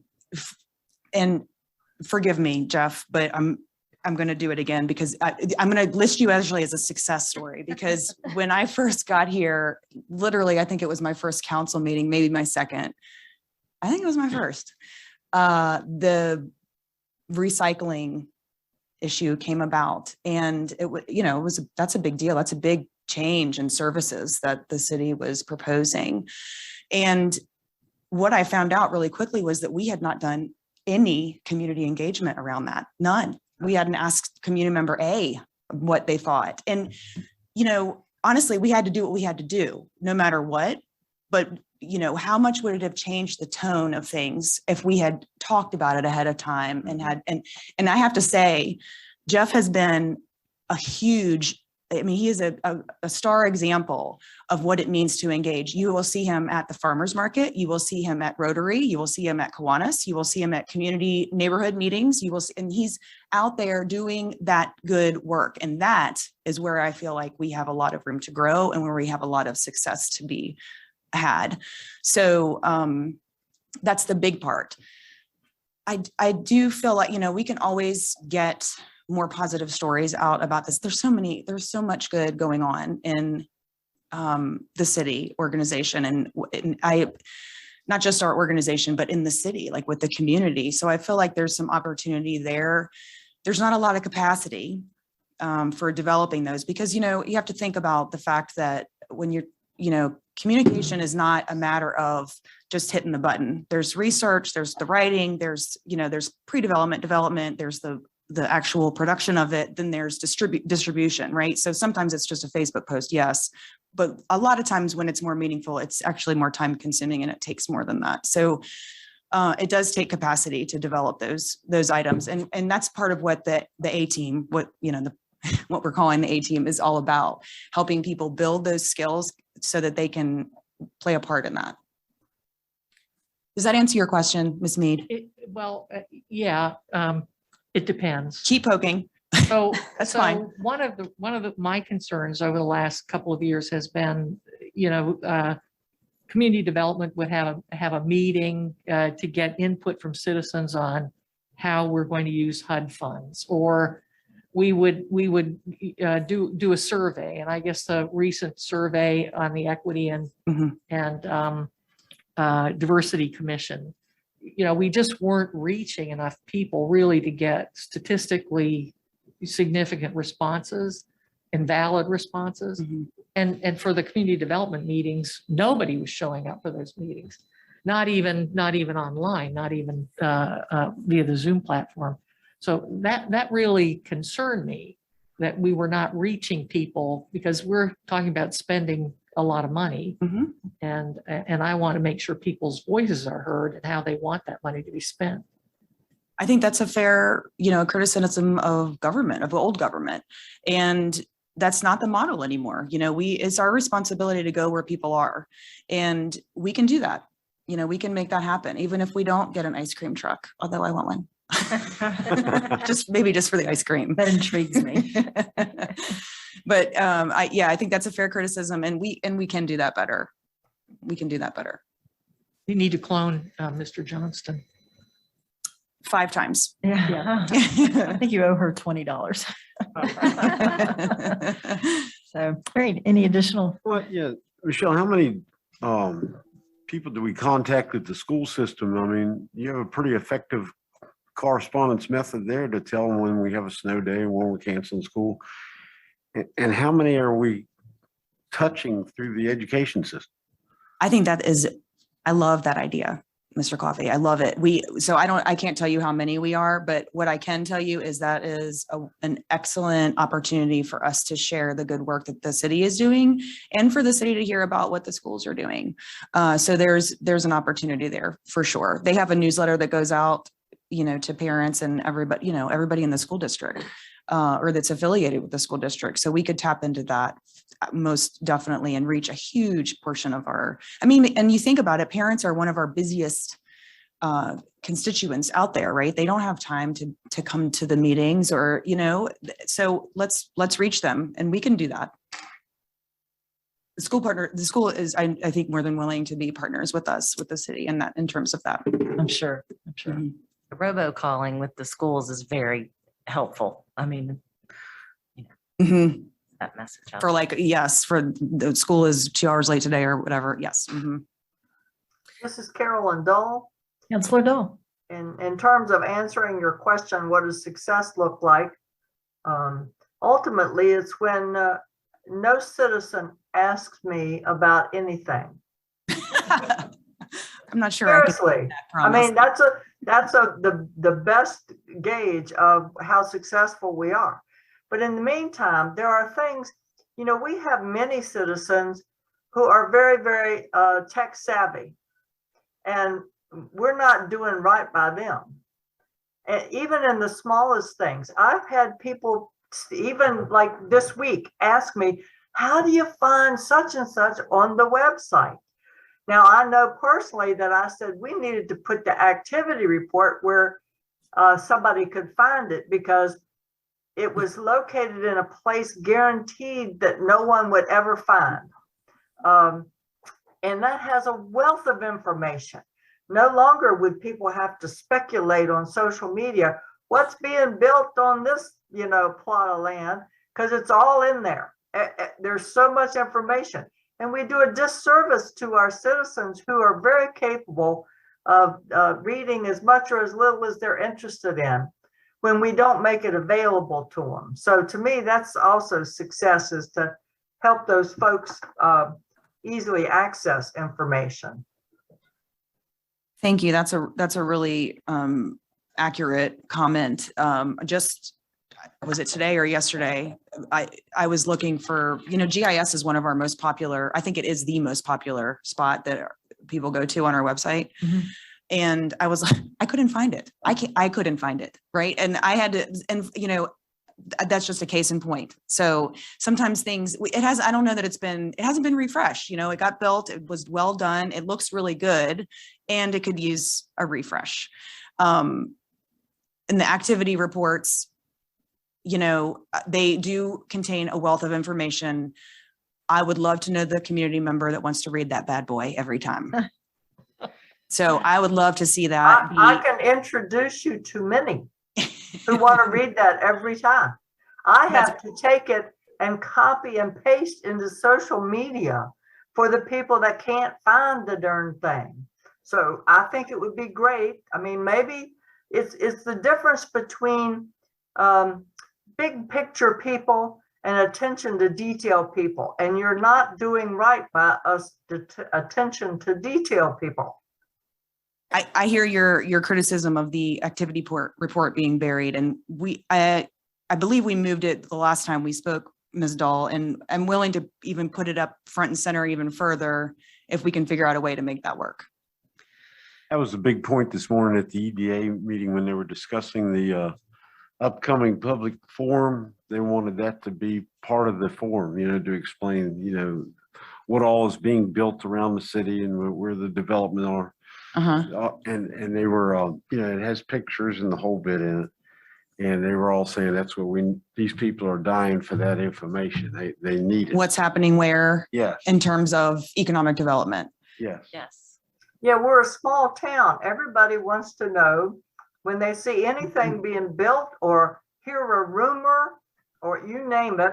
And that activity report just has a wealth of answers for their questions. It definitely, I mean, I can't argue with that. There's no doubt about that. As someone who read them monthly before I started, just to kind of get the gist of what was going on in Staunton, I recall feeling like there was a lot of repeated information month after month, because like a little thing would change. And so I'd like to figure out a different way to lay it out, or something that would call out the changes in it perhaps from month to month. And that's something that I know that Ms. Beauregard and I have talked about, like what can we do to make it feel better and more consumable. I have a confession. I apologize too. I meant to send an email that this month's report will not go out. Oh, no. It's in Morgan. Once Morgan gets relief, this is her baby in a way. So we do it. I'm so sorry. As soon as she said it, I went, oh crud, I forgot to say something. So, but Michelle's absolutely right. We have talked about this report and how to make it more readable, but just as much great information, Ms. Dahl, because it does have a lot of great information in it, but how do we make it a little bit more digestible so it's not just 26 pages of narrative, because that's a lot for people to come through. It needs I would recommend that you make it accessible as is, and then work on making it better. Yes, ma'am. We totally agree. That is our plan, but I do apologize. I hate that it's the second month in a row, but we will, I know Ms. Smith, as soon as she's getting some relief soon, so that will improve our office, what we can actually accomplish significantly. So, And if anyone knows when Long John Silver's is going to open, about 42 people on Facebook. oh, seriously, I was wondering that myself actually. So, Long John Silver. Well, there's a lot. That was car wash. Or the 5-minute oil change. And why they want a Olive Garden, I do not know. They've never eaten in the one in Harrisonburg. And that was one of the things that was brought up this morning at the EDA meeting. Well, if they do that, they're in real trouble. Well, no, that was the point. Everybody is craving information and they want to know why we don't have an Olive Garden. And that's part of what we need to get the message out there a little bit better. But there's room for improvement, but you're doing a good job. We Yes, want to thank you. Thank you. Thank you.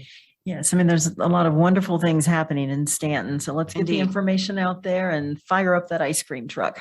I'm gonna have to work on Mr. Trayer on that one. I'll do my best, so. Thank you. Absolutely. All right, that takes us to the next item, item F, consideration of resolution for establishment of Equity and Diversity Commission. Ms. Beauregard. Great, thank you. So let me just review quickly what happened at the last meeting on February 10th, where we discussed the establishment of a commission and some specific items related to the membership and reporting deadlines.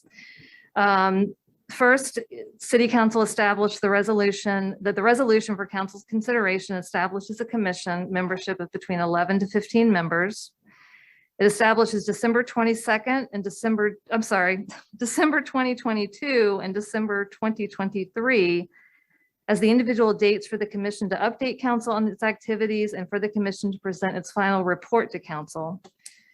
And the resolution provides the acting/interim city manager and Dr. Robin Stacia will develop an application for individuals interested in serving on the commission, and that the council will convene as a committee of the whole to review applicants and to make a recommendation for appointment to the commission. But let me just say a little bit more about the next steps that Dr. Stacia and I have since met and talked about some next steps. So I just want to review those with you. I've recruited some help. I've recruited Jenny Newman and Sarah Scrobus as kind of to help with some tasks on the commission, and they have graciously agreed. So that's wonderful. Michelle Bixler obviously will play a key role too, as far as community outreach and getting the word out that the city is seeking applicants for the commission, and just to keep folks up to date on what the commission is doing, of course, once it gets going. We're going to work more on the Equity and Diversity Commission webpage, which will incorporate the application process and form to be used when we're ready to open up the commission applications. We'll also have a link under boards and commissions as well. As far as the questions in the application, as I just mentioned, Dr. Stacia will be coming up with a list of some language for the application and the questions, and we'll share that with City Council when I've received that for your review. So my initial thinking was to keep the application process open from March 7th to April 1st. That's a month. That tracks, I looked at the last time a board and commission was created, it was the Bike and Pedestrian Advisory Committee. That was also open for about a month. We'll have to see what the interest is like, so we could possibly extend that. But for now, I'm thinking that would be a month that application is open. Dr. Stacia also mentioned when she talked about the work plan last time, if you remember, that she wanted to do some phone calls with you all about 30 minutes. And that would probably happen between March 14th and March 25th. And think of it as if when you received phone calls from the city facilitator who did our retreat, kind of like those phone calls. That's the best comparison I have. So she wanted to talk to each of you. She also talked about in her work plan a DEI overview, and that we'll look to schedule that with you all as well, probably in April, and that will be all of you together.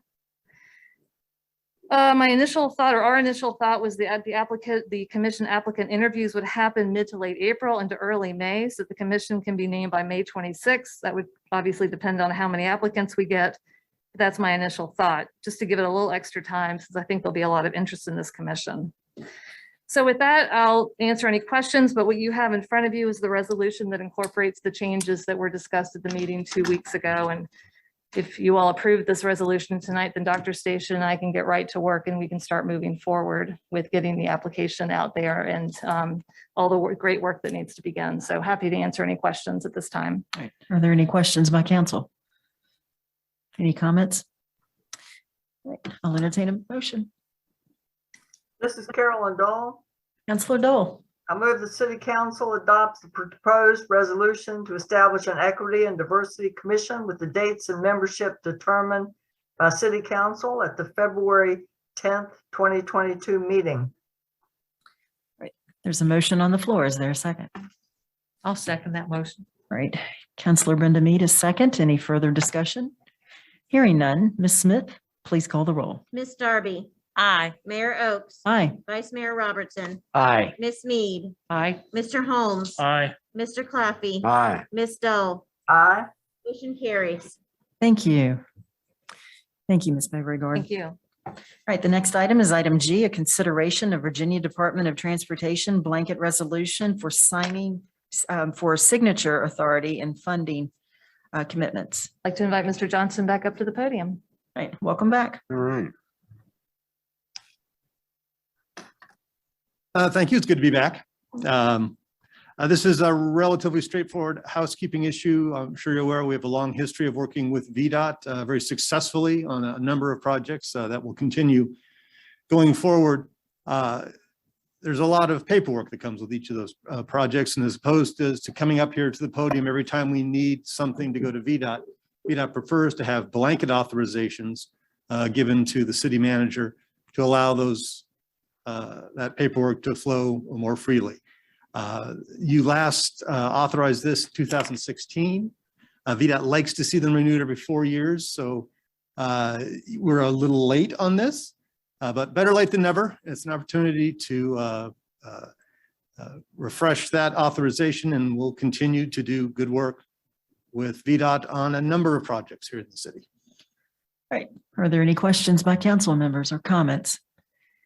Hearing none, I'll entertain a motion. Madam Mayor, Vice Mayor Robertson. I move that city council adopt the proposed resolution authorizing the city manager or acting/interim city manager to execute all agreements and or addendums for any approved projects with the Virginia Department of Transportation. All right, we have a motion on the floor. Is there a second? Madam Mayor, I'll second it. All right, Councilor Claffey, a second. Any further discussion?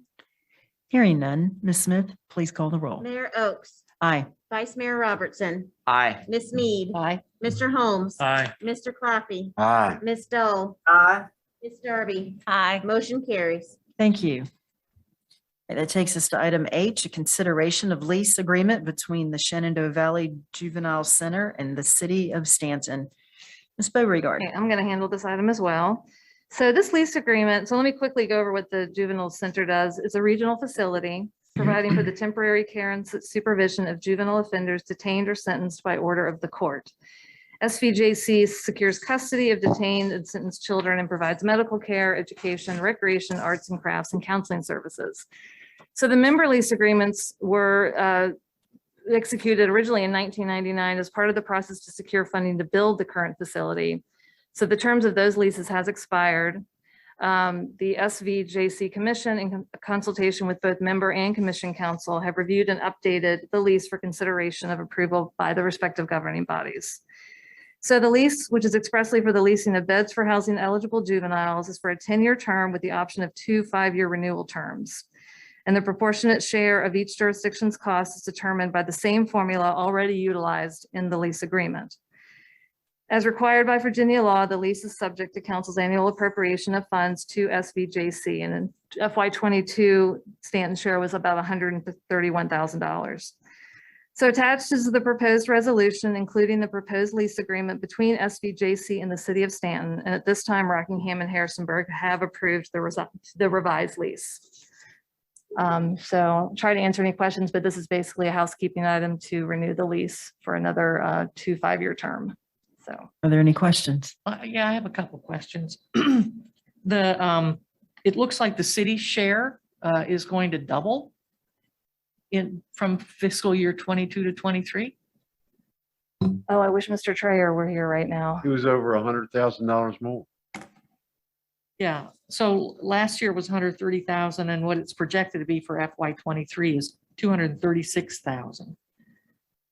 I'm gonna honestly have to get back to you on that. I will get that answer. Okay, So. thank you. And then the juvenile center also houses children through a cooperative agreement with Office of Refugee Resettlement. So these are unaccompanied minors.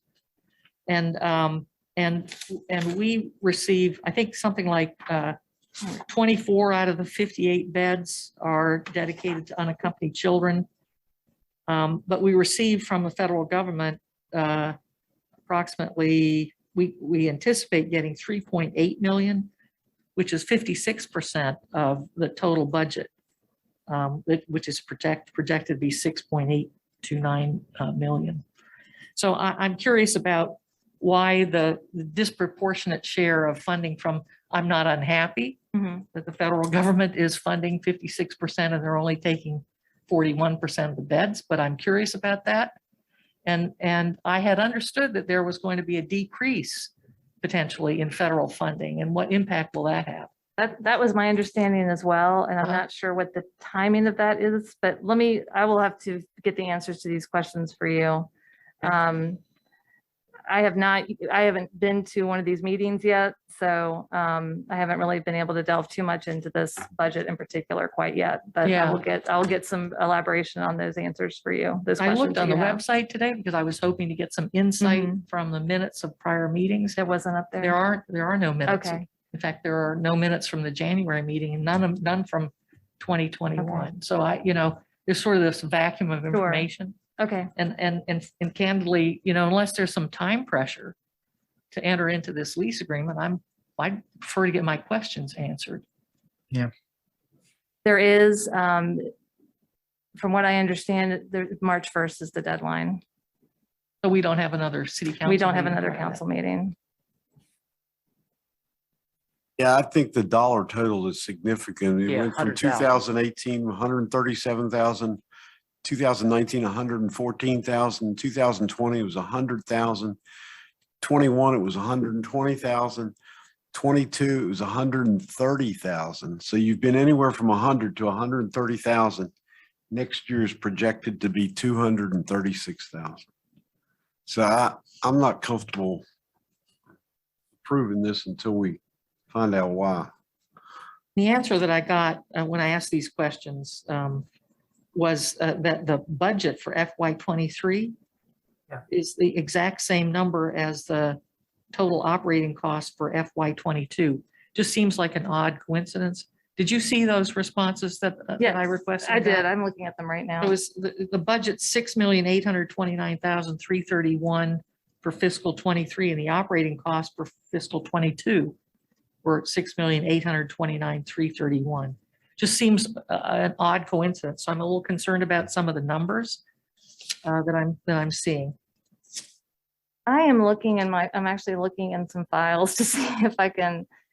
I just don't have, I apologize, I don't have any details. I have not seen a detailed budget yet. All I have is a letter that doesn't necessarily explain. I'm just looking through this, I apologize. And the number is correct that they're requesting 236,947, and I'm looking for some type of details, and I don't have that, and I apologize. Ms. Beauregard, a point of clarification. So the lease agreement, it's the same formula. It's from like 99. That's correct. Yeah, it's the funding, fiscal formula or the funding formula is not changing. That's remaining the same going forward. And this is just renewing the lease as it should be renewed when it needs to be done. And that's all this is doing necessarily. There's nothing substantially changing within the lease itself. Can we, okay. I mean, if nothing is changing within the lease, can we at least, if we had an issue or maybe the $100,000 is something that's just out of, I mean, is a possibility of misprint or a typo, whatever the case. I think the issue is the federal funding. I believe Ms. Mead is right. Yeah, this is Carolyn Dole. I think we could go ahead and vote on the lease agreement because what the issue is in their next year's budget amount and what they're requesting from us. And that's a separate thing that we could deal with, but before by the next meeting or something like that. Well, it doesn't tie our hands on this vote. that is Okay, correct. all right, then That I'm is fine correct. with that. Let's do that. All right, can I make the motion? Yes, Vice Madam Mayor Mayor, Robertson. I move that the proposed lease agreement be approved and the city manager, or should I say city manager / interim city manager? Interim city manager. Interim city manager be authorized to execute the agreement with such modifications and in final form as approved by the interim city manager and city attorney. There's a motion on the floor. Is there a second? I second that. This is Terry Holmes. Right, we have a second. Any further discussion? Mayor Oakes. Counselor Amy Dory. Pursuant to Stanton City Code Section 2.10.130, I will be abstaining from voting on this matter due to an appearance of a conflict of interest as I'm affiliated with the Virginia Department of Juvenile Justice. Thank you. Any additional questions or comments? Hearing none, Ms. Smith, please call the roll. Vice Mayor Robertson, Aye. Ms. Mead, Aye. Mr. Holmes, Aye. Mr. Claffey, Aye. Ms. Dahl, Aye. Ms. Darby, Abstain. Mayor Oakes. Aye. Motion carries. All right, thank you. All right, that takes us to item I, appointment and employment of city clerk. Ms. Beauregard. So this is the official action that city council must take to appoint a city clerk under the provisions of its charter in chapter 2.3 of the city code. City council appoints a city clerk who serves as clerk of council, clerk of the planning commission, clerk of the board of zoning appeals, and clerk to such other boards and commissions as council may designate. So you have a suggested motion to make the appointment this evening. Madam Mayor, Right. Vice Mayor Robertson. I move that council appoint and employ Kylie Kessaker as city clerk effective February 24th, 2022. All right, there's a motion on the floor. Is there a second? Mayor Oakes, All right, Counselor Amy Dory. I second that. All right, we have a second. Any further discussion? Madam Mayor, I think at this point we better say something about Morgan over here. Are you excited? And we better thank her for all her wonderful double duty that she's Absolutely. done. Absolutely.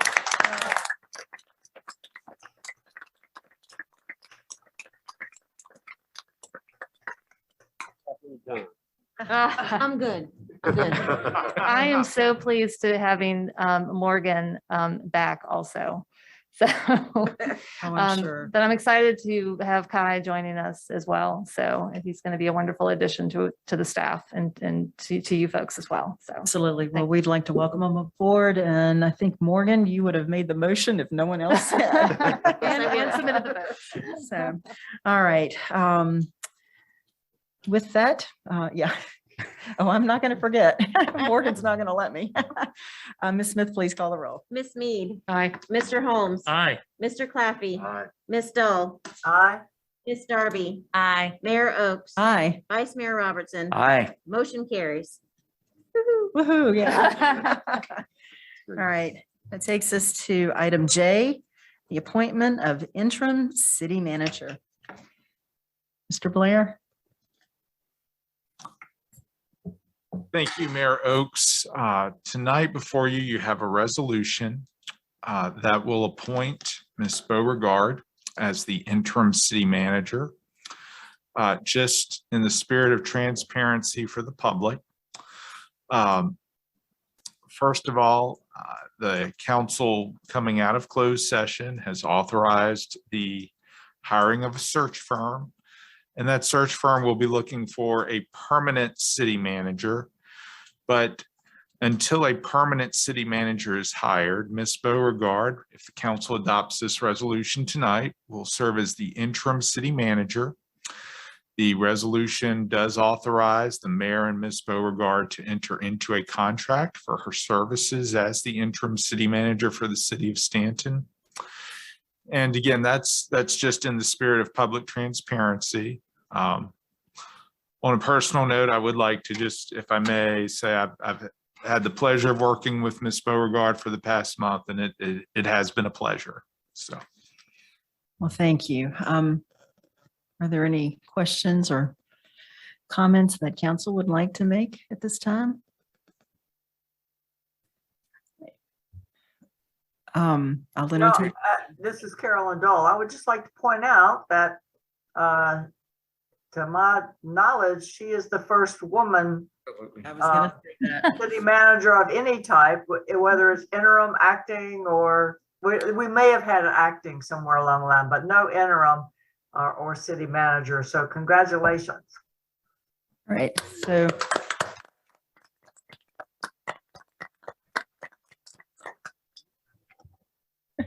So I'll entertain a motion. Madam Mayor. You want to do it? Counselor Amy Darby. I move that we appoint Mrs. Leslie Beauregard as the interim city manager for the city of Stanton. Right, we have a motion on the floor. Is there a second? I'll second that. Vice Mayor Robertson is second. Any further comments or questions? I was going to say, I believe you are the very first established interim city manager for the city of Stanton. So we're making history here tonight. So a first of a first, this is the birthplace of the council manager form of government. And so anyway, just want to point that out too. So it is indeed. Thank you. I just want to thank you so much. And I really, again, I look forward to working with council staff, the community in this role. So I'm very excited for this opportunity. Thank you again. Well, We really appreciate It was the job obvious. you've done too, because you're doing your job and your old job and without Morgan. So Yes. it's a definitely. Things are going to look much better. I'm very hopeful and I see the light at the end of the tunnel, and it's not a train, Ms. Dahl. So I hope it's not, at least, but no, I feel very hopeful that things will be changing staffing wise very soon. So that's wonderful news too. Will help us a lot. So thank you. Well, we appreciate, oh, go ahead. Go ahead, Carolyn Dole. Carolyn Dole, I just wanted to point out that we are the birthplace of the city manager, or the council manager, as they call it, form of government. But look how long it took us to finally get a woman doing the job. I know, right? I look for progress in Stanton. Any additional comments? Well, I would like to say thank you for serving as our acting city manager. And I'd like to echo what Mr. Blair just said. For the past month, you have done a phenomenal job. And that's why we put our trust in you as the interim city Thank you. manager. Thank you very much. So with that, Ms. Smith, please call the roll. Mr. Holmes, Aye. Mr. Claffey, Aye. Ms. Dole, Aye. Ms. Darby, Aye. Mayor Oakes, Aye. Vice Mayor Robertson, Aye. Ms. Mead, Aye. motion carries. All right, now we can clap. It's official.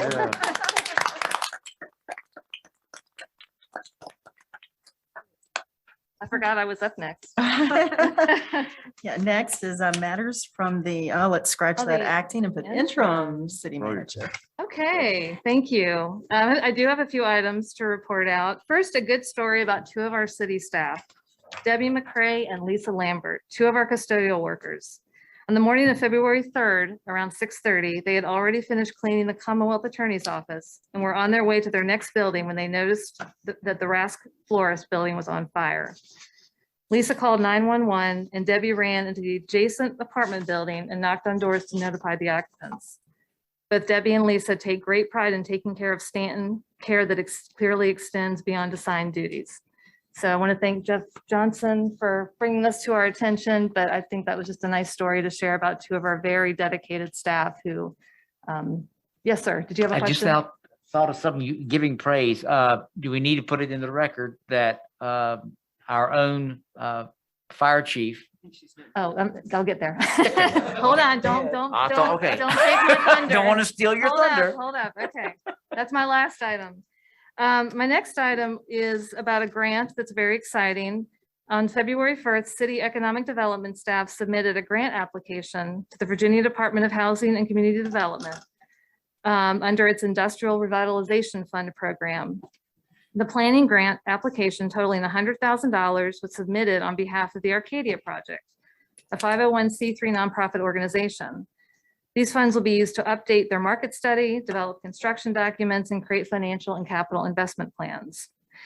This program does require a one-on-one match, but the local match will be provided by the Arcadia Project, so there's no commitment needed from the city for funding.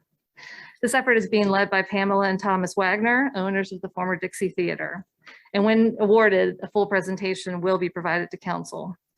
So just to remind folks, the Arcadia Project will provide the following: a locally led effort to transform the former Dixie Theater into a cultural center targeting the needs of underserved young adults, minority, and youth groups. The restoration will turn the historic Dixie Theater into a well-trafficked, sustainable, adaptive mixed-use facility featuring a movie theater, an event space to host conferences, events, and performing arts, digital media classrooms, and a small specialty food cafe. And the project seeks to fill an untapped need in the community by delivering creative, educational, and enrichment resources for the Stanton community. So that's very exciting for our community as well. Another exciting thing going on is the tourism department is working with a new digital marketing agency to update and redesign the tourism website, www.visitstanton.com. The current site was launched in 2016. The new website will launch in summer 2022 with exciting new features and design elements to showcase Staunton and inspire travel. The next thing I'd like to talk about is the Office on Youth, which is a regional agency whose mission is to promote collaborative efforts among youth and family service agencies to encourage positive youth development for youth in our community. They just received the Department of Criminal Justice, Juvenile Justice and Delinquency Prevention Act Title II, say that 3 times, Promising Youth Opportunities Grant to provide additional diversionary, pretrial, and detention alternatives for truant youth. The award amount is $127,130 and has already begun. It will end in June 2023.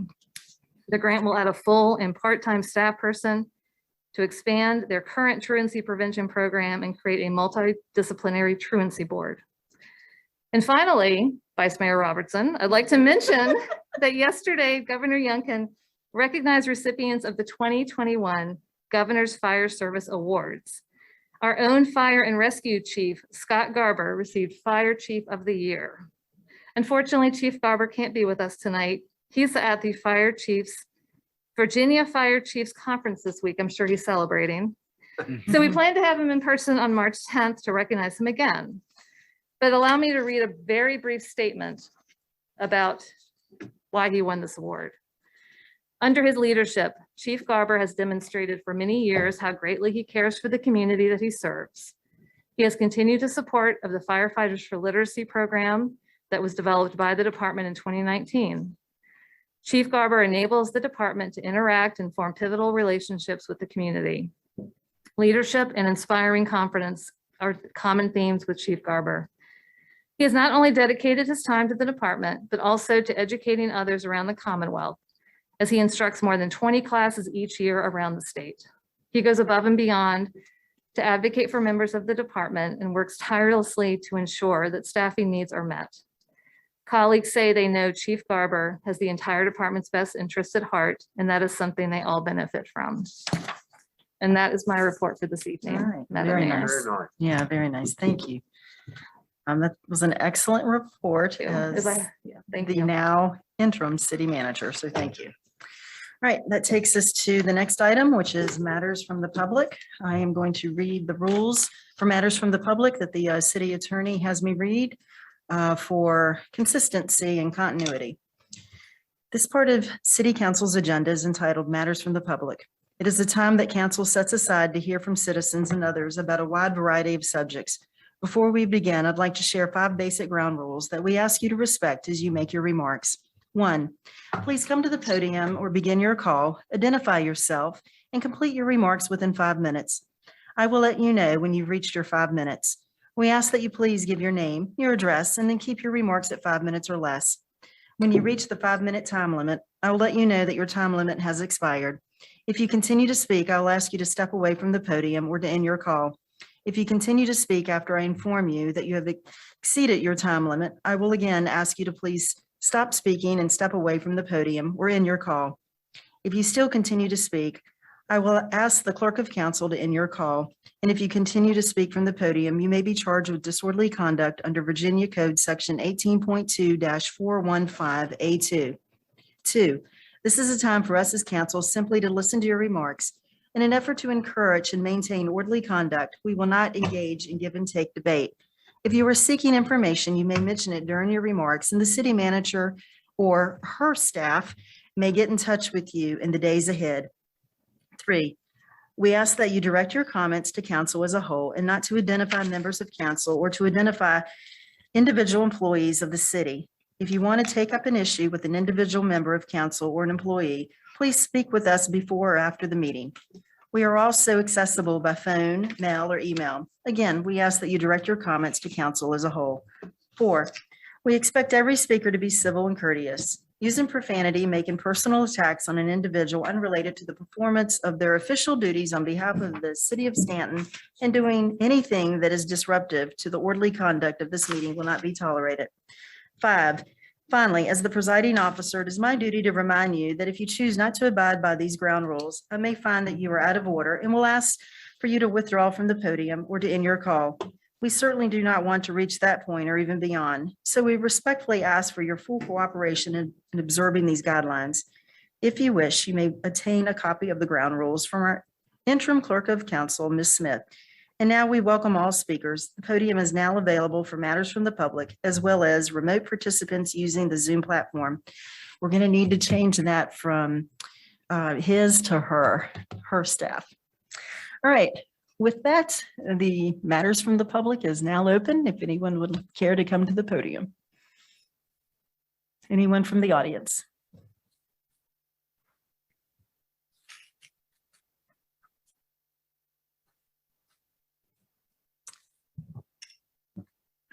Hello, welcome. Hello, I am Michelle Curie-Lason. I live at 241 Thorn Rose Avenue. I listened to the work session earlier this evening from home, and I appreciate the generous amount of time allotted to the consideration of how the council deals with enforcement of time limits during matters from the public. I want to compliment the council for their thoughtful discussion. The city attorney pointed out, and the council agreed, that city regulations must be followed without exception. It's reassuring that we can now expect the same high standard to be applied to any person or business that comes before the city seeking special treatment. Thank you. Thank you. Does anyone have their hand raised on Zoom Yes, just one moment, please. already? And then Caller, don't forget the clock. Thank you. caller, will you give your name and address, please? Sure. My name is Allison Profeta. I live at Farrier Court in Staunton. I wanted to state that I think Ms. Bixler has been doing a great job, and I hope that she's able to get funding to do some of the projects that she mentioned might be beneficial to the city. I think they sounded pretty exciting. I also wanted to point out to the council, and I won't be using names because I don't think it's appropriate that any of you use the name of a citizen who gets up to speak during matters from the public and sort of air their business to the whole city during your meeting. But there are people who are treated very differently, and especially when they are there to agree with four of you. In particular, there is a speaker in the past who has gotten up and shouted into that microphone and used swear words that I'm pretty confident if I had used them, I would have immediately been escorted out or hung up on. And when she went over her time limit, she was very kindly reminded that she was free to get up and speak again for another 5 minutes. So that is something that's possible. That is something that when you're in the mood, you remind people of. And as a council, you should be reminding everybody of that when their time is up.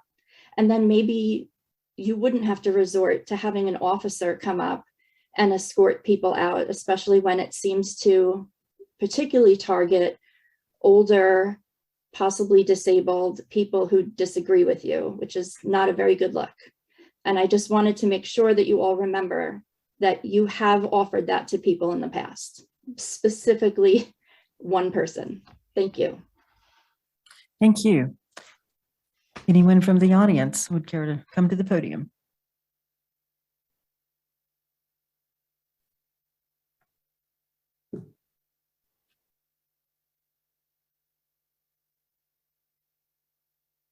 My name is Albino Albert Passer. I live at 401 Bowling Street, Staunton. I have a few problems with this council. I would like to know what some of your jobs are with respect to being on the council. Why are you here? To represent the people with good government? Should be government of the people, by the people, and for the people. Without integrity, there is no government. Some of the things that went on in this council are being publicized by the media. It doesn't look good. every so often I pick up the newspaper and there seems to be a lot of animosity going on within this council. It shouldn't happen. Your job is first, government of the people, by the people, and for the people, for the benefit of them. The last time I spoke, or sometime before that, I was kicked out of this council meeting. I was never kicked out before. According to your recommendations here, I had an opportunity to speak, but you took it away from me. You put in a totalitarian kind of government, and that's out of order, out of order. Another thing too, only recently I read in the newspaper where there's a county up the road here, which increased the assessments by 15 or so %. By the same token, they decreased the tax rate by 15 units. I know the state says you have to change your assessments, but not by the amount that has been changed. It's out of order. Too many houses, 200,000 houses, roughly, no increase in assessment. 50 houses, decrease of $10,000, $20,000, $30,000 in assessments. The tax rate, you did something halfway decent, and it was half baked, was the fact that you decreased it by only 3 pennies, which is not acceptable. You have a lot of people who are riding on the edge of poverty. They're old. You take Newtown, for example. I wonder how many people of color own those houses. I think it's decreased considerably. The taxes have gone up out of sight. This is not Charlottesville. This is Staunton. And you should not be following the rules of Charlottesville. You have a new town manager. I hope at the end of the year, you don't fire her.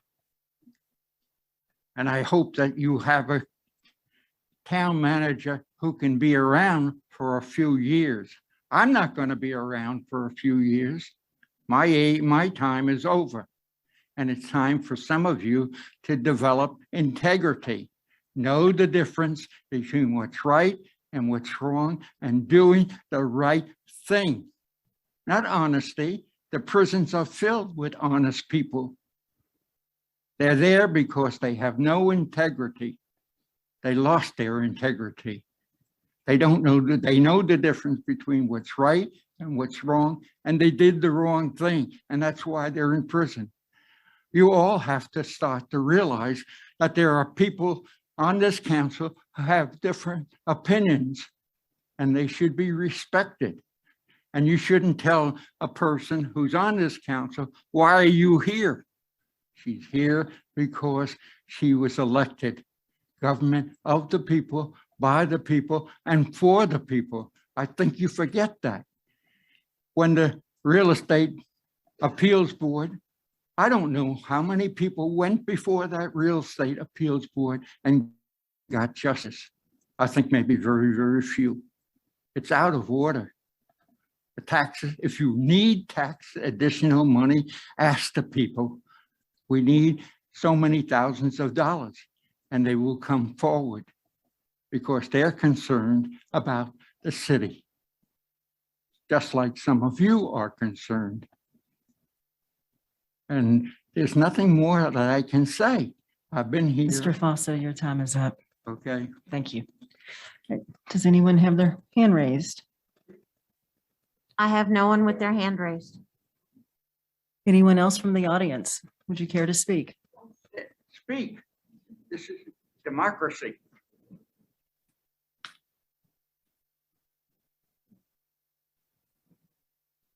Good evening, members of council. Welcome. I'll get to my notes here. I just wanted to talk a little bit about zoning and lighting and signage and parking. And just to make the note that there are some very experienced and knowledgeable staff here at the City of Staunton and the Planning Commission. And they have reviewed the corridor issues and based on the zoning, which is the law, and they came to very clear conclusions in the past. And I just encourage you in the future not to overturn the lighting decisions. Staunton has a significant lighting problem. If you walk through the neighborhoods, drive through either the neighborhoods or the corridor entryways, everywhere, there is a lighting problem. We can have very engaging corridors, perfect for business, and we can have very comfortable neighborhoods. But the light glare that is experienced in this city from unshielded lighting must be corrected. Unshielded lighting causes very unsafe conditions, poor aesthetic conditions, and none of them are good for business or for people's health in neighborhoods. Thank you. Thank you. Anyone else with their hands raised in Zoom? I have no one with their hand raised. Right. Anyone from the audience? Come on up to the podium.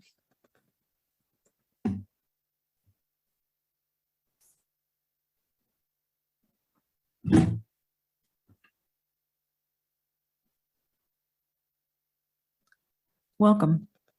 Good evening. My name is Vicki Lorraine McGee Lawson Brooks, and I'm new to Virginia. I'm from Harrisburg, Pennsylvania, retired teacher in the Harrisburg School District. I've had the privilege, opportunity, and enjoyment of working in the Booker T. Washington, I don't even know the name of it, building. We do sewing circle there with the yarn hook and thimble. The Boys and Girls Club is there, Booker T, Crispus Addicts, Alfonso Hamilton, those are the names I see over there. And as a retired teacher, presently I'm substituting in the Waynesboro School District. So in one day, I go from Waynesboro to Staunton, so it makes no difference to me. But there may be a difference, and I don't want to get into that, but I don't know. But I just want to see the Booker T building used more. And I'm sure the pandemic has something to do with it, but I've been here since 2010. And I've been in that sewing group, yarn hook and thimble. And it's just been a pleasure to be there. And I'm so happy to see that the building is open. And I just count it as a historic building that needs to be continued to be a historic building and to be used for educational purposes. After school program is great. There's a lot more that could be opened up. I wrote a whole lot of suggestions and ideas and stuff, but I'm just glad that the building is there and I have the opportunity to be a retired teacher working there in it, and the pictures and the information on the walls. I wish I knew the people that are still alive who went there or taught there, or that they would be honored and recognized. Thank you. Thank you. Thank you. Right. One last call for anyone with their. I just brought some pictures of famous Blacks, that's all. Oh, okay. Okay. Lovely. Thank you. We have no Anyone? one with their hands raised. All right. Anyone else from the audience? All right. Hearing none, as mayor of the city of Staunton, I call this meeting adjourned.